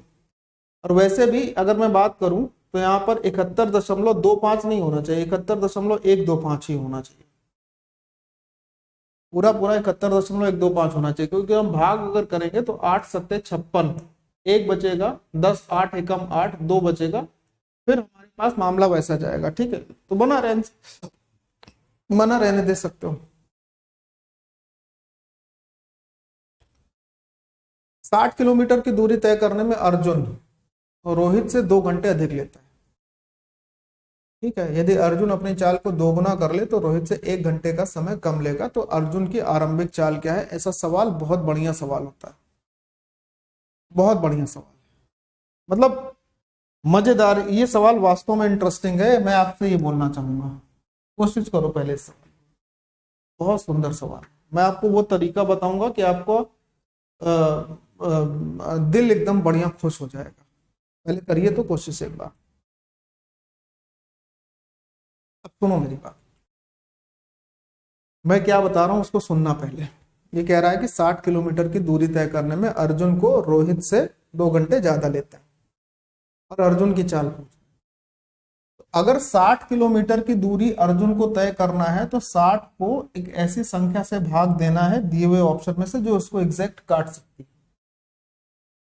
दशमलव में वाला भी लेंगे, लेकिन पहले हमारी कोशिश होगी कि 60 को एग्जैक्ट काटने वाली संख्या लें। तो ये तो है नहीं एग्जैक्ट काटने वाली, ये है नहीं, ऐसा नहीं कि हो नहीं सकती है, ये है नहीं, अभी हम ले नहीं रहे। और बाकी बचा 5 और 10, तो हमने कहा भाई मैं ये बोल देता हूं कि अर्जुन की आरंभिक चाल 10 है, और अब वो अगर 60 किलोमीटर की दूरी तय करता है तो 6 घंटे का समय लेता है। अगर मैं ऐसा मान लेता हूँ अर्जुन रोहित से 2 घंटे ज्यादा लेता है, इसका मतलब रोहित ने 4 घंटे लिए होंगे, तो रोहित की चाल 15 रही होगी, क्योंकि 60 किलोमीटर का ही वो है, 60 किलोमीटर का ही दूरी है। अर्जुन अपनी चाल को 2 गुना कर दे, उसने चाल 10 से कर दी 20। अब अगर चाल 10 से 20 कर दी तो इसे 60 किलोमीटर को तय करने में 3 घंटे का समय लगेगा, जो कि रोहित के द्वारा लिए गए समय से 1 घंटे कम है क्या कम? तो आप बोलोगे यस सर, 3 घंटे, 4 से 1 घंटे कम है। 100% तय हो गया कि अर्जुन की चाल कितनी है? 10 है। मजा आई? और अब अगर इसी को बेसिक से देखने की कोशिश करो तो वैसे भी हो जाएगा कि विदाउट ऑप्शन अगर हम देख लें, पहले अर्जुन रोहित से 2 घंटे ज्यादा ले रहा है, बहुत ध्यान से सुनना। अर्जुन को लगने वाला समय रोहित को लगने वाले समय से 2 घंटे ज्यादा है। ठीक है, अर्जुन ने जैसे ही अपनी चाल को दोगुना किया वो रोहित से 1 घंटा समय कम लेने लगा, यानी अर्जुन और रोहित के समय में 2 घंटे यहाँ और 1 घंटे यहाँ, यानी 3 घंटे का फर्क पड़ गया। 3 घंटे में अगर 60 को तय किया जाए तो रफ्तार हुई 20 की। बहुत ध्यान से सुनना, यानी आज की डेट में अर्जुन की रफ्तार 20 है। ये कब? जब दोगुनी कर चुका है। तो दोगुनी करने से पहले उसकी रफ्तार कितनी रही होगी? 10 रही होगी। अगर दोगुनी करने पे 20 रही है तो दोगुनी करने से पहले 10 रही होगी। और यही पूछा था कि अर्जुन की आरंभिक चाल क्या है, तो 10 किलोमीटर प्रति घंटे। सिंपल सी बात थी, ये भी वैसे भी सिंपल हो जाएगा। ठीक है, अगला सवाल पे आओ। देखो नेक्स्ट क्वेश्चन,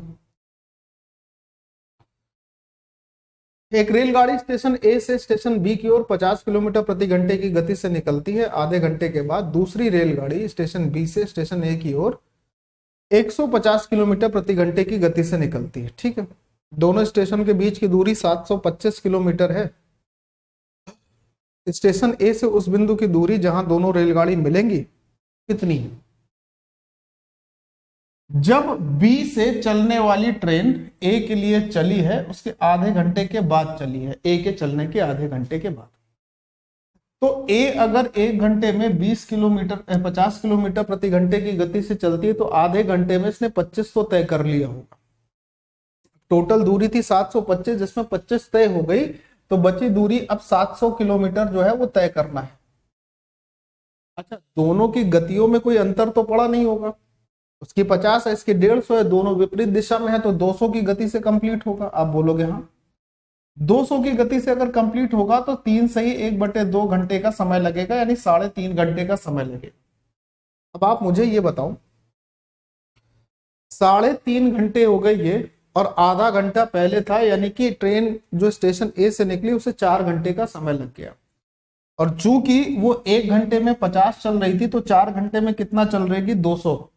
यानी स्टेशन ए से अगर बात करें, स्टेशन ए से 200 किलोमीटर की दूरी पर दोनों ट्रेन, ये वाली यहां से आके मिलेगी, ये वाली यहां से आके मिलेगी। कितनी दूरी पर? 200 किलोमीटर की दूरी पर। सवाल नंबर 110, कहानी खत्म। क्लियर हो गई? अब इसमें करने जैसा क्या था? मुंह जवानी ही जो चीजें थी, इसमें लिखना क्यों था? जैसे इसमें लिखना होता है ना, बच्चे लिखते हो, आप लोग भी लिखते होगे, एक एक स्टेप लिखा, फिर दूसरा स्टेप, फिर तीसरा स्टेप, फिर चौथा स्टेप, फिर जाके उत्तर आया। और अभी भी अगर मैं आपसे ये बोल दूं कि सवाल को आप लिख के करो तो आप 4-5 स्टेप में करोगे। तो ये जो स्टेप है ना, यही आपका समय लेकर जाता है। अब इस सवाल में कुछ ऐसा था नहीं जिसे आपको लिखना पड़े। ये सारी चीजें प्रैक्टिस की जानी चाहिए जब आप पढ़ते हो, वही मैं अपने में कराता हूं। अगला सवाल, 30 किलोमीटर प्रति घंटे की गति से अपनी कार चलाकर विनोद अपने कार्यालय 5 मिनट देरी से पहुंचा। यदि उसकी गति 40 किलोमीटर प्रति घंटे है तो 3 मिनट पहले कार्यालय पहुंच जाता। उसके निवास और उसके कार्यालय के बीच की दूरी क्या है? समझिए, पहले गति थी 30, फिर कही 40, तो रेशियो गति का क्या हुआ? 3 से 4 का। ये स्पीड का रेशियो। अब चूंकि घर से कार्यालय ही जा रहा है तो डिस्टेंस तो सेम है, और सेम डिस्टेंस की कंडीशन में अगर स्पीड का रेशियो 4 से 3 का है तो लगने वाले टाइम का जो रेशियो होगा वो 3 से 4 का है, तो लगने वाले टाइम का रेशियो 4 से 3 होगा। अब देखिए समय का अंतराल कितना है, यहाँ 5 मिनट देरी से पहुंच रहा था, यहाँ 3 मिनट पहले पहुंच रहा है, तो समय का अंतराल हो गया 5 और 3 8 मिनट का। 1 यूनिट का मान हो गया 8 मिनट, तो 4 यूनिट का मान होगा 32 मिनट, यानी 32 मिनट उसे लगेंगे। कब? जब वो 30 किलोमीटर प्रति घंटे की गति से जा रहा होगा। मैं आपसे ये कह रहा हूं कि अगर 1 का मान 8 हो गया तो 4 का मान 32। अब 32 मिनट को अगर हम घंटे में बदल लें तो ये करेंगे, और यहाँ पर उसकी गति थी 30 किलोमीटर प्रति घंटे, तो दूरी आ जाएगी ना, 30 दूनी 60, और 2 से इसको काट लेंगे 16, तो कितनी दूरी तय करेगा? यानी घर से कार्यालय के बीच की दूरी कितनी हो जाएगी? 16 किलोमीटर प्रति घंटे हो जाएगी। ये तो इसका तरीका हो गया रेशियो वाला जिसे आप लगाते हो। और इसी तरीके से ऐसे सवालों को करने का एक और तरीका होता है जिसमें दूरी निकालने के लिए आपको फॉर्मूला याद होना चाहिए। क्या? कि S1 × S2 अपॉन में S1 और S2 का अंतर, स्पीड का अंतर, इंटू डेल्टा टी यानी समय अंतराल। इससे भी दूरी निकल के आती है। यहाँ पर आपको गतियां रखनी होगी और समय का अंतराल रखना होगा, बस ये भी फॉर्मूला होता। तो मेरा मानना यह है कि बहुत ज्यादा फॉर्मूलों के चक्कर में आप ना पड़े। आपने जो कॉन्सेप्ट सीखा है ना, मैंने पहले भी कहा था, रेशियो एक ऐसा चैप्टर है जो कि सब में यूज होगा, परसेंटेज एक ऐसा चैप्टर है जो पूरी गणित को संभाल लेता है। तो बहुत फॉर्मूले याद करने के चक्कर में ना रहे कि हम इस सवाल को इस फॉर्मूले से करेंगे, उस सवाल को उस फॉर्मूले से करेंगे, इस सवाल के लिए ये याद करेंगे, उस सवाल के लिए ये याद करेंगे। नहीं, ऐसे पढ़िए कि वो चीजें यूनिवर्सली पूरी अर्थमेटिक में आपको काम दे। रेशियो काम देता ही है, देखिए लगा रेशियो। अगला सवाल, सवाल नंबर 116, थोड़ा सा ये लीजिए, ऑप्शन दिखाई दे रहा? यस दिखाई दे रहा। ठीक है, चलिए जी। दो कारें अहमदाबाद से शुरू होती हैं और विपरीत दिशाओं में चलती हैं, जिसमें एक कार की गति दूसरी की गति से 200 किलोमीटर प्रति घंटे अधिक होती है। यदि वे 9 घंटे के बाद 4500 किलोमीटर दूर हैं तो दोनों कारों की गति का योग क्या होगा? अब अगर 9 घंटे के बाद उनके बीच की दूरी 4500 किलोमीटर है तो इसका मतलब 9 पंजे 45, उनकी सापेक्ष गति कितनी रही होगी? 500 किलोमीटर प्रति घंटे रही होगी। दोनों की चाल का जो योगफल होगा वो 500 किलोमीटर है, अंतर 200 दिया था। हमसे पूछा यही था कि दोनों की गति, कारों की गति का योग क्या था, तो क्या होगा? 500 किलोमीटर प्रति घंटे, जो कि ये आ चुका भाग देने पर। सिंपल क्वेश्चन था, इसमें शंका संदेह क्या ही होगा भाई। अब ये सवाल देखिए, बस 3 और 5 किलोमीटर की गति से बस की दिशा में गतिमान दो व्यक्तियों को पार करती है, पहले को 10 सेकंड में, दूसरे को 11 सेकंड। बस की गति ज्ञात करनी। मैंने ऐसा सवाल अभी आपको बताया था, याद हो अगर तो। जैसे यहाँ पर 10 और 11 का रेशियो आप नहीं ले सकते हो, समय का रेशियो नहीं ले सकते हो, तो जब अगर रेशियो नहीं ले सकते हो तो ऐसे ही लिख दो। एस मान ली बस की गति, तो 10s माइनस 10 30, और यहाँ पर 11s माइनस 11 पचे 55। 11s में से 10s माइनस s ये इधर आ जाएगा तो हमारे पास प्लस का 25 होगा, तो हमारे पास ट्रेन बस की गति आ गई 25 मीटर पर सेकंड, या किलोमीटर प्रति घंटे। चूंकि बसी की गति निकालनी थी, 5/18 से 5/18 कट ही चुका है, तो s बराबर हमारे पास क्या आ गया? 25 किलोमीटर प्रति घंटे, जो कि बस की गति हो गई। अच्छा, इस सवाल को आप बाई ऑप्शन में निपटा सकते थे। पूछे कैसे निपटा सकते थे? वो ऐसे निपटा सकते थे मेरे प्यारे दोस्त, मैं आपको बताता हूं, ध्यान से सुनिएगा, ठीक है। क्योंकि डिस्टेंस सेम होनी चाहिए थी, तो मैं ये बोल रहा हूं कि अगर मैं ये मान के चलूं कि बस की गति हमारे पास इतनी है 25 किलोमीटर प्रति घंटे, और सेम डायरेक्शन में है, तो 25 और 3 के बीच का अंतर आ जाएगा 22। कितना आ जाएगा? 22, करेक्ट है। 25 और 3 के बीच का अंतर आ जाएगा 22, सेम डायरेक्शन में जा रहे हैं ना, तो 22 हो गया किलोमीटर प्रति घंटे। 22 किलोमीटर प्रति घंटे की दर से 10 सेकंड में जो दूरी तय की जाएगी, वही दूरी 25 और 5 का अंतर 20 किलोमीटर प्रति घंटे की गति से 11 सेकंड में तय की जाएगी। दोनों दूरी बराबर आ जाएंगे तो यही आपका ऑप्शन हो जाएगा। चाहो तो वेरीफाई कर लो, अदरवाइज ये तो है ही है, वेरीफाई करने की क्या ही जरूरत रहेगी, सीधे सीधे ये लगा दो। ये तरीका अभी मैंने आपको एक पिछले सवाल में करके दिखाया था, जो कि ट्रेन वाला था, याद है?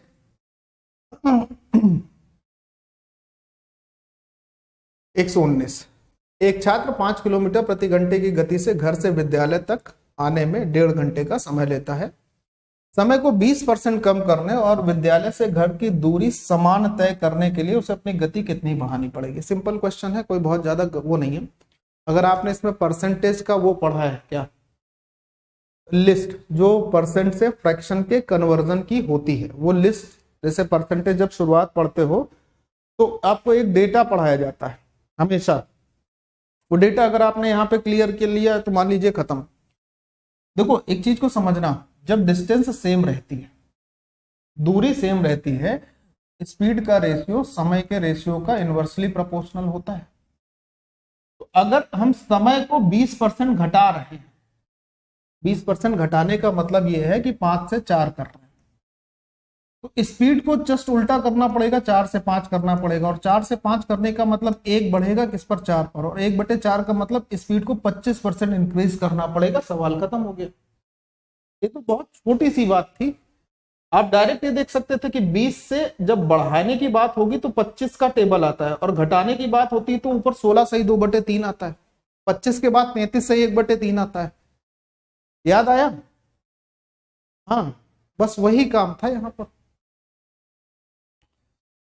एक ट्रेन समान गति से 400 किलोमीटर की दूरी तय करती है। यदि गति 10 किलोमीटर प्रति घंटे अधिक होती तो समय 2 घंटे का कम लेता। ट्रेन की गति ज्ञात कीजिए। अब देखो ये सवाल जो है, मेरी बात को बहुत ध्यान से समझना, ये जो सवाल है यहाँ पर जो पूछा गया, इस सवाल में अक्सर बच्चों को कंफ्यूजन होती है, या ये यहाँ पर बेसिक तरीके से करते हैं, फिर वो द्विघात बनाते हैं और द्विघात बनाने के बाद फिर सॉल्व करते रहते हैं। मैं आपको तरीका बता, देखो ट्रेन की गति 10 किलोमीटर प्रति घंटे अधिक होने के कारण अगर 2 घंटे का समय कम ले रही है तो ये दोनों चीजें आप लिख लो। अब इसका 2 गुना, 3 गुना, 4 गुना करते रहो और क्रॉस मल्टीप्लाई करना, जैसा मैं बताऊं वैसा समझना। अगर हम 2 गुना करेंगे तो यहाँ 20 हो जाएगा, यहाँ 4 हो जाएगा। इनका क्रॉस मल्टीप्लाई करके देखो, दोनों तरफ से अगर 400 आ रहा है तो रुक जाओ, नहीं आ रहा है तो छोड़ दो। आ रहा है क्या? नहीं आ रहा। 3 गुना करिए, यहाँ 6 हो जाएगा। इसका क्रॉस मल्टीप्लाई करिए, क्या दोनों तरफ से 400 आ रहा है? नहीं आ रहा। 4 गुना करिए 40, यहाँ 8, 240 आ रहा है, हमें चाहिए 400। 5 गुना करिए 50, 5 गुना करिए 10, 400 मिल गया, 400 मिल गया। जहां पे 400 मिल गया उस ब्रैकेट को पकड़ के बैठ जाइए, कहानी खत्म। यानी पहले वाली स्पीड रही होगी 40 और उसके लिए जो समय लगा होगा 10 घंटे।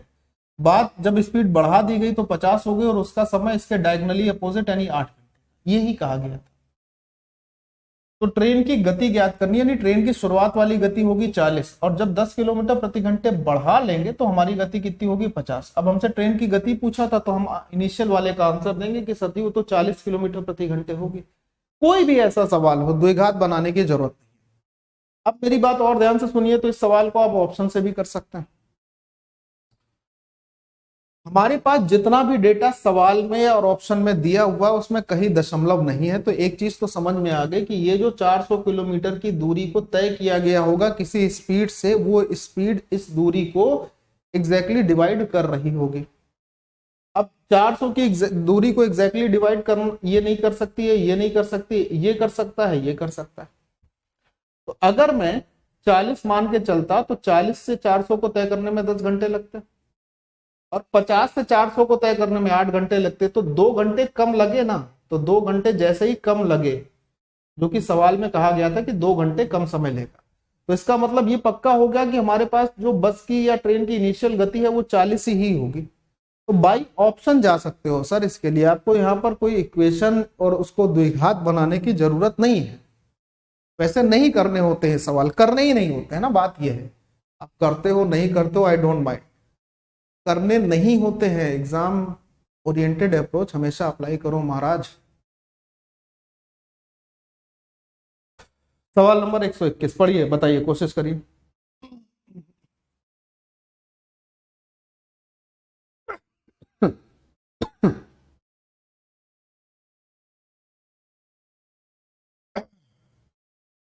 दो 200 मीटर की दौड़ में श्रुति 4 किलोमीटर प्रति घंटे की चाल से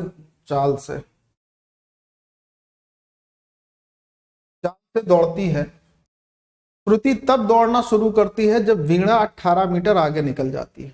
अच्छा, फिर भी उसे 30 सेकंड से हरा देती है, तो वीणा की चाल क्या होगी? कहने का मतलब इस सवाल को समझो कि हमारे पास एक रेस है जो कि 200 मीटर की है, बहुत ध्यान से समझना। इस 200 मीटर की रेस में श्रुति की चाल आपके पास पता है कि ये 4 किलोमीटर प्रति घंटे की चाल से दौड़ेगी। श्रुति, एस फॉर श्रुति, 4 kmph की गति से ये दौड़ रही है और ये दौड़ना यहां से तब शुरू करती है जब वीणा जो है इससे 18 मीटर आगे निकल जाती है। मतलब जब वीणा जो है यहां पर होगी, वी फॉर वीणा, इससे 18 मीटर आगे होगी, तब श्रुति ने यहां से दौड़ना शुरू किया। मेरी बात बहुत ध्यान से सुनना, तब श्रुति ने यहां से दौड़ना शुरू किया, बहुत ध्यान से सुनना, ठीक है? बहुत सिंपल कॉन्सेप्ट है, समझने वाला।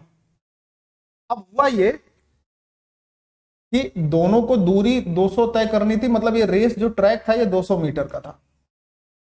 अब इसमें हुआ ये कि वीणा यहां से यहां पहुंचती है और श्रुति यहां से यहां पहुंचती है, तो वीणा को 200 में से 18 मीटर की दूरी कम तय करनी है। यानी वीणा को जो दूरी तय करनी है वो 182 मीटर दूरी तय करनी है और श्रुति को जो दूरी तय करनी है वो तय करनी है पूरी की पूरी 200 मीटर। बावजूद इसके श्रुति वीणा को 30 सेकंड से हराती है। तो पहले श्रुति को समय कितना लगा, चूंकि श्रुति की चाल 4 किलोमीटर प्रति सेकंड थी, किलोमीटर प्रति घंटे थी, तो मीटर पर सेकंड में इसको बदल लेते हैं। तो ये 18 ऊपर आ जाएगा, 5 चौको 20 से ये कट गया 10 बार, तो यहां से इसको समय लगा 180 सेकंड। 180 सेकंड लगा। तो वीणा को जो समय लगा होगा, चूंकि ये 30 सेकंड से वीणा को हराती है, तो इसका जो समय है इससे 30 सेकंड ज्यादा वीणा को लगे। तो वीणा को लगने वाला समय कितना होगा, 210 सेकंड। यस और नो, बोलो भाई। वीणा को लगने वाला समय कितना होगा, 210 सेकंड। और वीणा 182 मीटर दूरी ही तय करती है। तो अगर वीणा की स्पीड निकालनी है तो वीणा को 182 मीटर की दूरी को 210 सेकंड में तय करना है। अब क्योंकि ये मीटर पर सेकंड है, इसको किलोमीटर प्रति घंटे में बदलने के लिए 18/5 करना होगा। ये इसका था 180 सेकंड। 18/5 भी करना होगा, तो 18/5 भी करके काम बनाते हैं, कोशिश करते हैं, देखो क्या आंसर आएगा। देखो एक चीज तो समझना बहुत ध्यान से, अगर हम 6 से इसको काटे तो 6 3 18, 6 5 30 ये होगा। एक चीज तो समझ में आ गई कि नीचे हमारा किसी भी हालत में 24 नहीं आ सकता। जैसे ये ऑप्शन में 24 दिया है, तो नीचे हमारे पास 24 तो नहीं आ सकता, तो ये तो गया काम। और दूसरी बात, नीचे 7 आने की उम्मीद है क्योंकि 35 दिया है। अब ऊपर देखते हैं 7 आने की उम्मीद है या नहीं है। 7 से इसको काटते हैं, 7 भी नहीं आएगा, क्योंकि 7 से इसको काटेंगे तो 5 हो जाएगा, और 7 से ये कट जाएगा, 7 दूनी 14, 7 छंग 42, नीचे 5, 7 भी नहीं आएगा, तो ये भी गया। 2 ऑप्शन चले गए, पूरी कैलकुलेशन अभी भी नहीं की और 2 ऑप्शन खत्म हो गए। ठीक है, अब 26 3 78 और 5 5 25, 25 से 78 को करेंगे तो ये 4 बार नहीं, कम से कम 3 बार ही डिवाइड होगा, यानी 3.12 किलोमीटर प्रति घंटे चाल हो जाएगी वीणा की। ये थोड़ा अच्छा सवाल है, इसमें थोड़ा सा आपको कैलकुलेशन भी करनी और दिमाग भी लगाना। ये अच्छा सवाल है। थोड़ा सा रेस के सवाल थोड़े वैसे भी अच्छे होते हैं, कॉन्सेप्ट वही टाइम स्पीड एंड डिस्टेंस का ही होता है, लेकिन सवाल थोड़े अच्छे होते हैं। अगला सवाल दिख रहा है ऑप्शन? हाँ दिख रहा है। चलो, राम ए स्थान पर और श्याम बी पर है। वे एक साथ एक दूसरे की ओर बढ़ते हैं। रास्ते में एक दूसरे से मिलने के बाद राम को बी तक पहुंचने में 2 घंटे का समय लगता है और श्याम को ए तक पहुंचने में 8 घंटे का समय लगता है। राम की गति जो है वो इतनी दी है, श्याम की गति क्या होगी? तो राम की गति जो है हमारे पास 40 दी है, श्याम की गति को हमें निकालना है। श्याम लिख दिया, और रूट ऑफ T2/T1। T2 कितना है? 8 है। T1 कितना है? 2।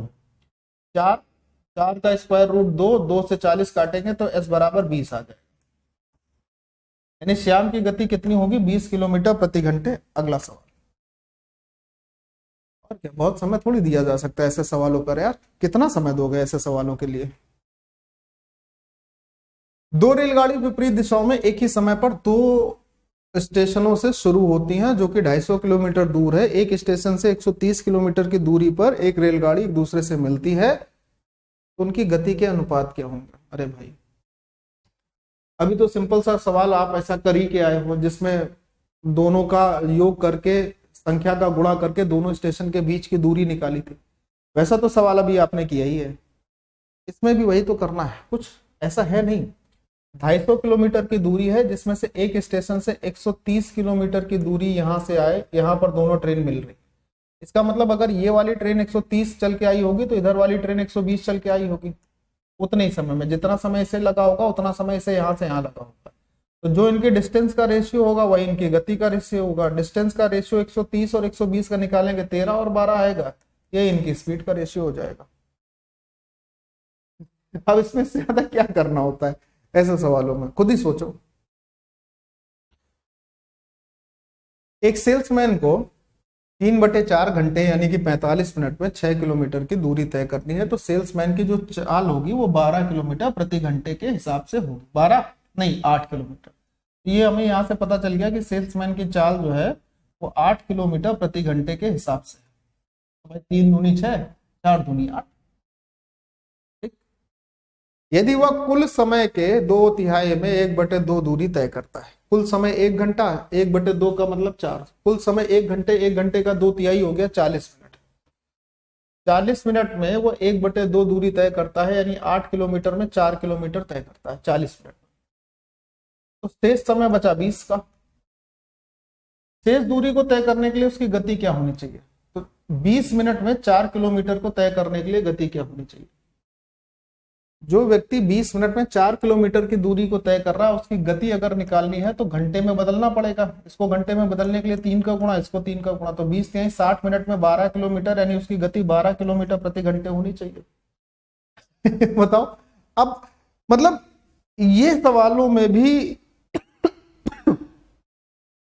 महाराज कैसे करोगे? ऐसे ही तो करना होता है, क्या लिखने की जरूरत है?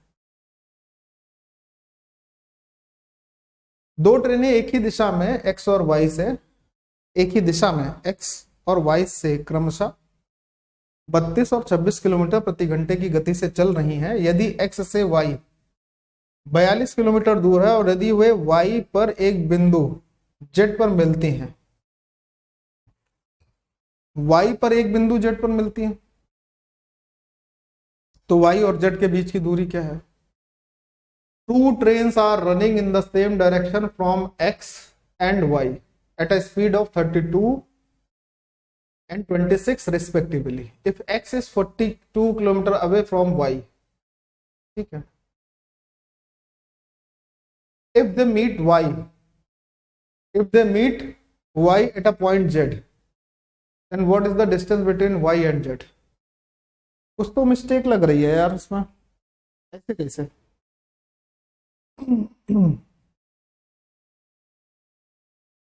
कुछ तो मिस्टेक लग रही है। कोई बता सकता है क्या मिस्टेक लिखी है सवाल की लैंग्वेज में? मुझे इस सवाल की लैंग्वेज में कुछ फॉल्ट लग रहा है। Can you please tell me what should be the fault in this questions language? फिलहाल अगले सवाल पर आते हैं, छोड़ना ही पड़ेगा ऐसे में। ठहराव वाले स्टेशन को छोड़कर एक ट्रेन की गति है 60 किलोमीटर प्रति घंटे है और ठहराव वाले स्टेशन सहित यह 45 किलोमीटर प्रति घंटे है। ट्रेन प्रति घंटे कितने मिनट रुकती है? देखो, जब वो विदाउट स्टॉपेज चलती है तो स्पीड 60 है और जब स्टॉपेज के साथ चलती है तो स्पीड 45 है। तो अगर रेशियो ले लेंगे तो रेशियो आ जाएगा 4 से 3 का। अब रेशियो 4 से 3 का आया तो आप देखिए गति में कितना परिवर्तन हुआ, 1/3 का हुआ किस पर? 4 पर। 1/3 यानी 1 कम हुआ 4 पर, 1/4। अब अगर इसको समय में हम बदलें तो 1/4 का परिवर्तन समय में भी होना चाहिए, और समय में 1/4 घंटे का मतलब क्या होता है? 15 मिनट। यानी कि वो कितने मिनट का हॉल्ट लेगी, कितने मिनट रुकेगी? तो आप बोलोगे सर वो 15 मिनट रुकेगी। हो गया? कितने मिनट रुकेगी भाई? 15 मिनट रुकेगी प्रत्येक स्टेशन पर। अगला सवाल, एक ट्रेन 42 किलोमीटर प्रति घंटे की औसत गति से चलती है, वो एक निश्चित दूरी 45 मिनट में तय करती है। उसी यात्रा के समय को 35 मिनट तक कम करने के लिए रेलगाड़ी को कितनी गति से चलना होगा? 35 मिनट तक समय को कम करना है, मतलब 45 से 35 लाना है। जो समय पहले 45 था उस समय को 35 तक लाना है। तो रेशियो समय का आ जाएगा 9 से 7 का। तो अगर सेम दूरी को तय करने में टाइम का रेशियो 9 से 7 हो रहा है तो स्पीड का रेशियो 7 से 9 होना चाहिए। अब पहले गति थी 42, तो 7 का मान था 42। अब 9 का मान कितना होगा? 6 गुना करेंगे तो 54 यानी कि 54 होगा। अब ट्रेन की गति कितनी होनी चाहिए? 54 kmph। रेशियो देखिए हर जगह काम कर रहा है, ऐसा नहीं है। आप फॉर्मूले कितने सवालों के याद रखेंगे? फॉर्मूला कोई बहुत अच्छी चीज नहीं है महाराज, आप समझ पा रहे हैं मेरी बात?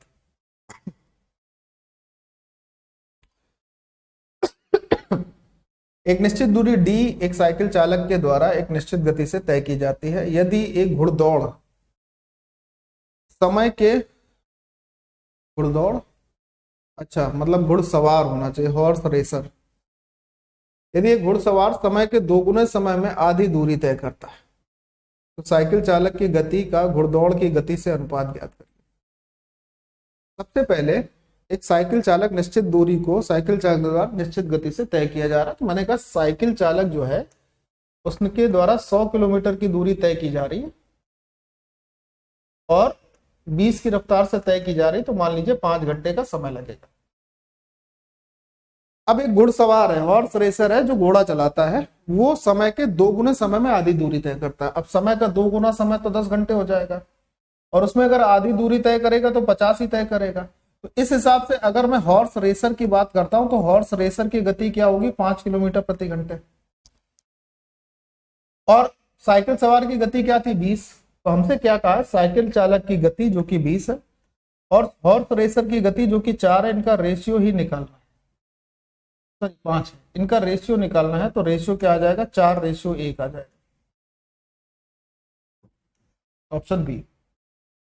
ये तो आपकी श्रद्धा पर डिपेंड है ना कि आप गति क्या मानते हैं। जब बोल दिया निश्चित गति निश्चित चाल, तो जो आपका मन है वो आप मान लीजिए, आपको कौन रोक पाएगा यहाँ पर। और किसी माई के लाल में दम ही नहीं है, जब सवाल ने बोला कि निश्चित गति है निश्चित चाल है, तो भाई हमारा जो मन होगा वो मान लेंगे। गणित तो मानने का खेल है, जो जितना अच्छा मान ले। आपने सही मान लिया, अच्छा मान लिया, तो आंसर आ गया। आप सही नहीं मान पाए, आपने एक्स मान लिया जो लोगों ने बताया है, ऐसा नहीं है आंसर नहीं आएगा, आंसर उससे भी आएगा, लेकिन फिर टाइम लगेगा। फिर ये मत कहना कि सर ये बात आपने बताई नहीं थी, सर ने तो बताई थी। अगला सवाल ले लो। एक चोर 3 PM पर एक कार से एक बैग चोरी करके 50 किलोमीटर प्रति घंटे की चाल से गाड़ी चलाते हुए भाग, अरे दादा रे चलो, 4 PM पर चोर की स्थिति का पता चल जाता है और उसका मालिक अपनी कार से 70 किलोमीटर प्रति घंटे की गति से उसका पीछा करता है। चोर को कब पकड़ने का, सुनो देखो, चोर ने चुराया 3 बजे, पता चला 4 बजे, नहीं 1 घंटे के बाद। 1 घंटे तक तो चोर भाग लिया होगा ना, 1 घंटे में कितना भाग लिया होगा, 50। अब चोर भाग रहा है, मालिक पीछा कर रहा है। चोर 50 से भाग रहा है, मालिक 70 से पीछा कर रहा है, तो दोनों की सापेक्ष गति कितनी हुई, 20।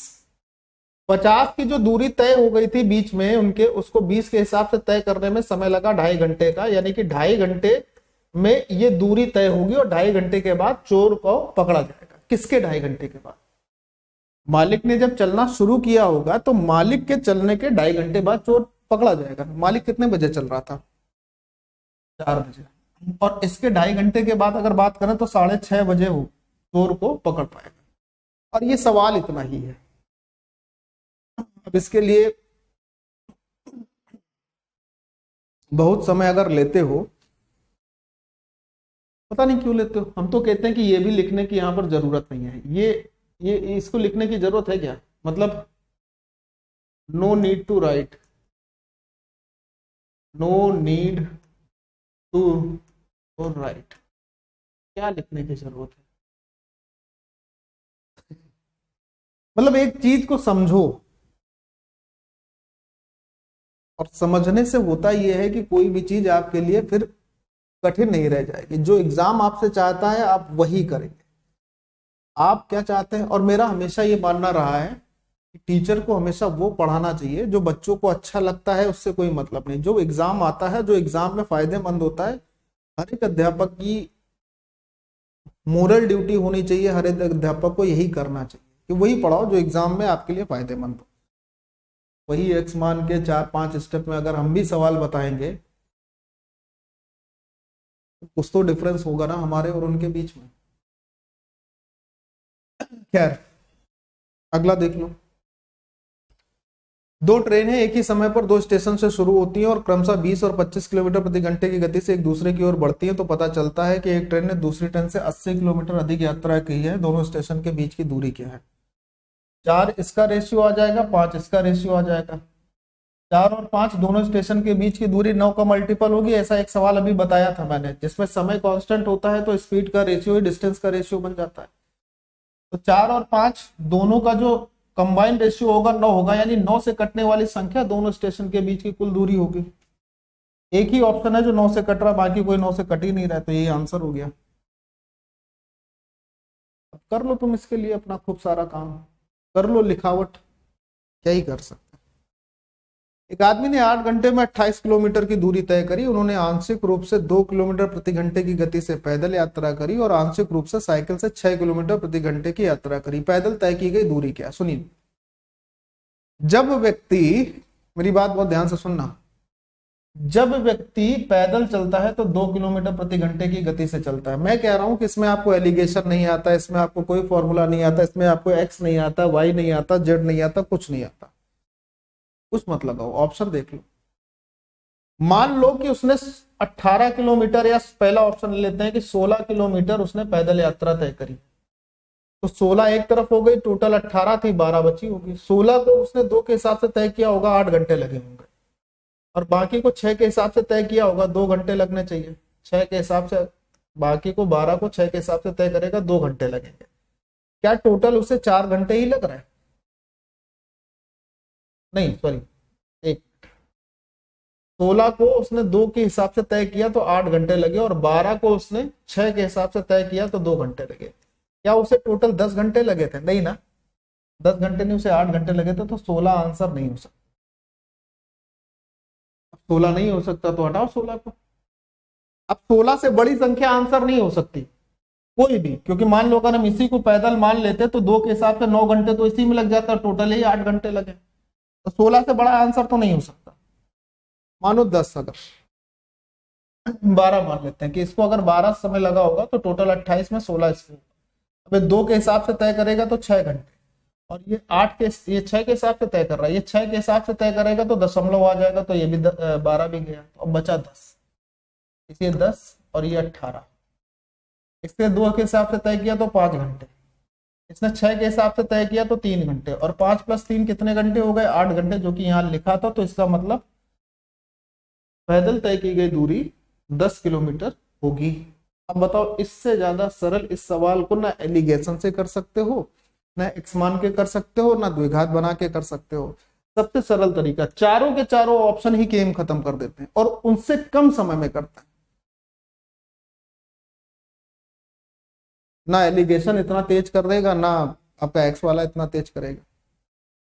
तो ये सिर्फ शोबाजी नहीं है, ऑप्शन जो है वो शोकेस नहीं है, ये शोकेस नहीं है। इस सवाल को तेज सॉल्व करने का एक माध्यम दिया होता है, जो एग्जामिनर सोच के देता है। भैया पेपर सेट करने वाला ये सोच कर देता है, ये शोकेस नहीं है, ये यूजेबल है, इसको यूज करना चाहिए एग्जाम में, ये बहुत काम की चीज होती है ऑप्शन। सीखो तो सही इसको यूज करना। अगला 147 147 बताएं। परवेज रोजाना शाम को 6 बजे कार्यालय से निकलते हैं और शाम 7:30 बजे घर पहुंच जाते हैं। एक दिन वो शाम 6 बजे अपने कार्यालय से निकले, लेकिन सामान्य गति की 4/5 से 1/4 दूरी तय करी।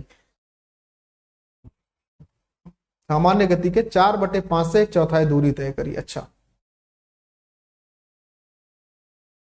तो देखो नॉर्मली क्या होता है, आगे पढ़े कि वो 6 बजे निकलते हैं, 7:30 बजे घर पहुंच जाते हैं, यानी कि उनको 1.5 घंटे का समय लगता है।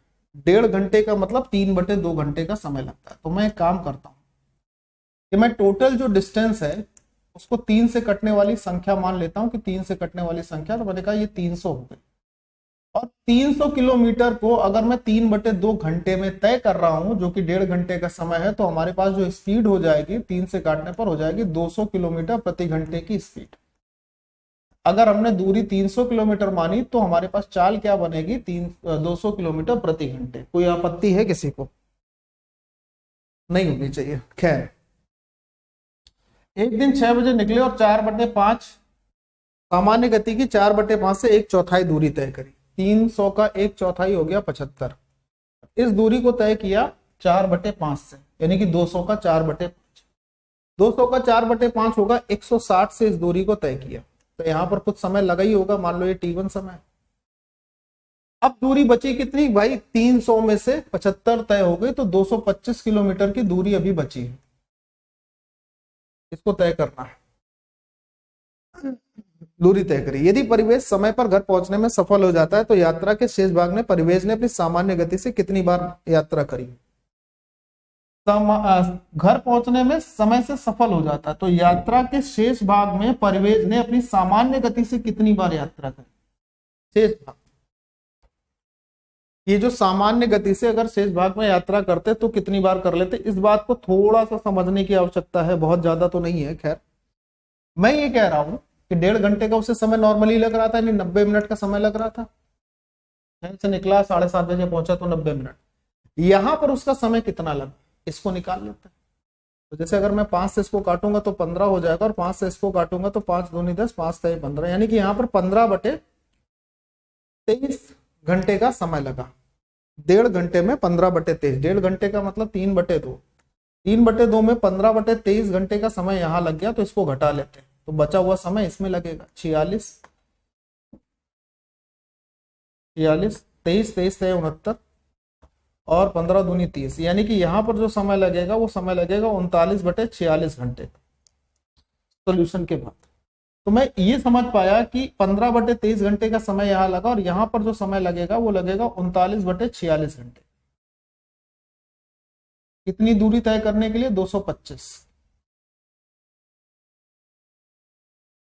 तो आपसे ये पूछ क्या रहा है?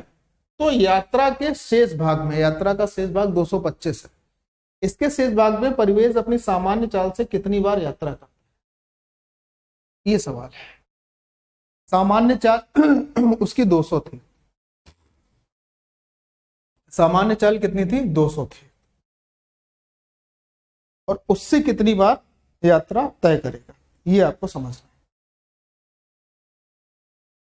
आपके ऑप्शन 12/11, 10/9, 16/15, 6/5 करके बताइए मुझे अभी।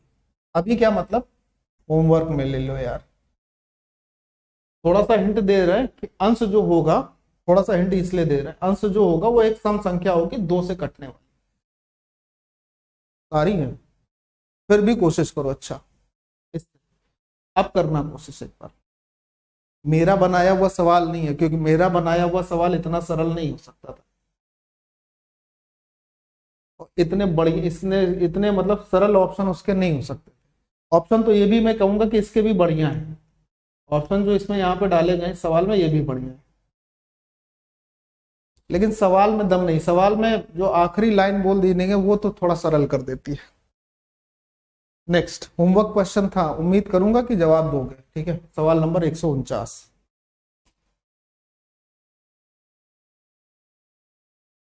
पी 25 सेकंड में 250 मीटर दौड़ सकता है। ठीक है, दौड़ने दो। और क्यू उतनी ही दूरी यानी 250 मीटर ही 30 सेकंड में दौड़ सकता है।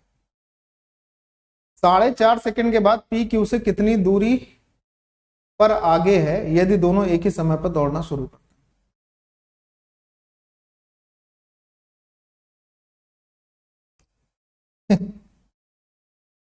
25 सेकंड में 250 मीटर दौड़ सकता है तो 10 मीटर पर सेकंड के हिसाब से दौड़ रहा है, और क्यू इतनी ही दूरी 30 सेकंड में दौड़ सकता है, यानी 250 मीटर 30 सेकंड में दौड़ सकता है। अच्छा अब मेरी बात सुनो, इसको भी ना लिखो। पी की बात है 250 मीटर 25 सेकंड में दौड़ रहा है, क्यू की बात है 250 मीटर 30 सेकंड में दौड़ रहा है।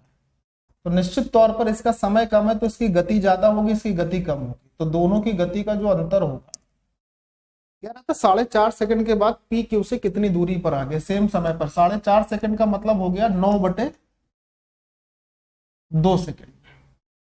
इसका जो अंतर आएगा उसमें 9/2 सेकंड का गुणा करेंगे तो आपके पास दूरी आ जाएगी। ये तो गति हो गई,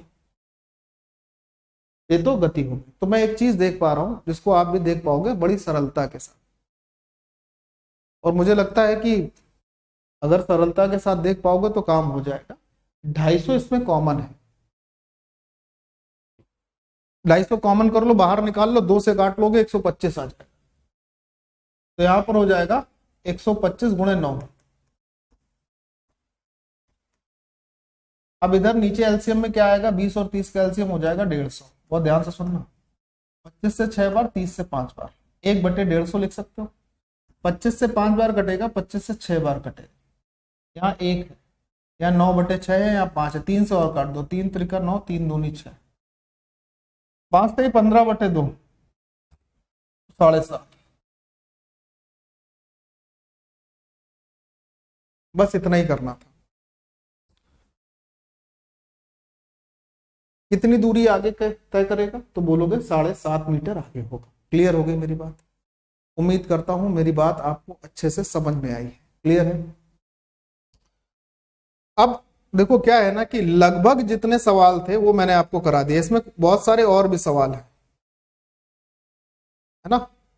तो मैंने आपको जैसा शुरुआत में बताया था, एक मिनट दीजिएगा, मैंने आपको जैसा शुरुआत में बताया था कि 108 क्वेश्चन सीबीटी 1 और 27 क्वेश्चन सीबीटी 2 में, यानी टोटल 135 क्वेश्चन पूछे गए थे टोटल। अब उस 135 क्वेश्चन में अगर मैं आपसे बात करता हूं तो मैंने आपको लगभग लगभग कितने क्वेश्चन करा दिए होंगे, अभी बताता हूं, एक मिनट। मैंने, अरे चल जा भाई, मैंने आपको लगभग 45 क्वेश्चन करा दिए, लगभग 45 क्वेश्चन। और इस 45 क्वेश्चन में जितना भी टाइप था जो कि सीबीटी 1 में था, जो विदाउट रिपीटिशन था, वो सारा कंप्लीट हो गया। इसके बावजूद इसकी जो पीडीएफ है वो मैं सॉल्यूशन पीडीएफ टेलीग्राम पे डाल दूंगा, डिस्क्रिप्शन में लिंक है, वहां से ज्वाइन कर सकते हो। दूसरी बात, कंप्लीट पीडीएफ आपको हमारी एप्लीकेशन पे मिल जाएगी, एप्लीकेशन का लिंक भी डिस्क्रिप्शन में है, या आप गूगल प्ले स्टोर से math by Anurag Dikshit download कर लीजिए, ठीक है, पहली बात। और दूसरी बात यह है कि 149 रुपए की कीमत बहुत ज्यादा नहीं है। आगे आने वाले 5 सालों तक, मैं आपको ये बोल रहा हूँ, 5 सालों तक कोई प्रश्न, कोई कॉन्सेप्ट बाहर नहीं जाने वाला है, क्योंकि नया इंक्लूड नहीं होगा अगले 5 सालों तक, ठीक है। फिलहाल अभी के लिए इतना ही, बाय बाय, जय हिंद एंड टेक केयर।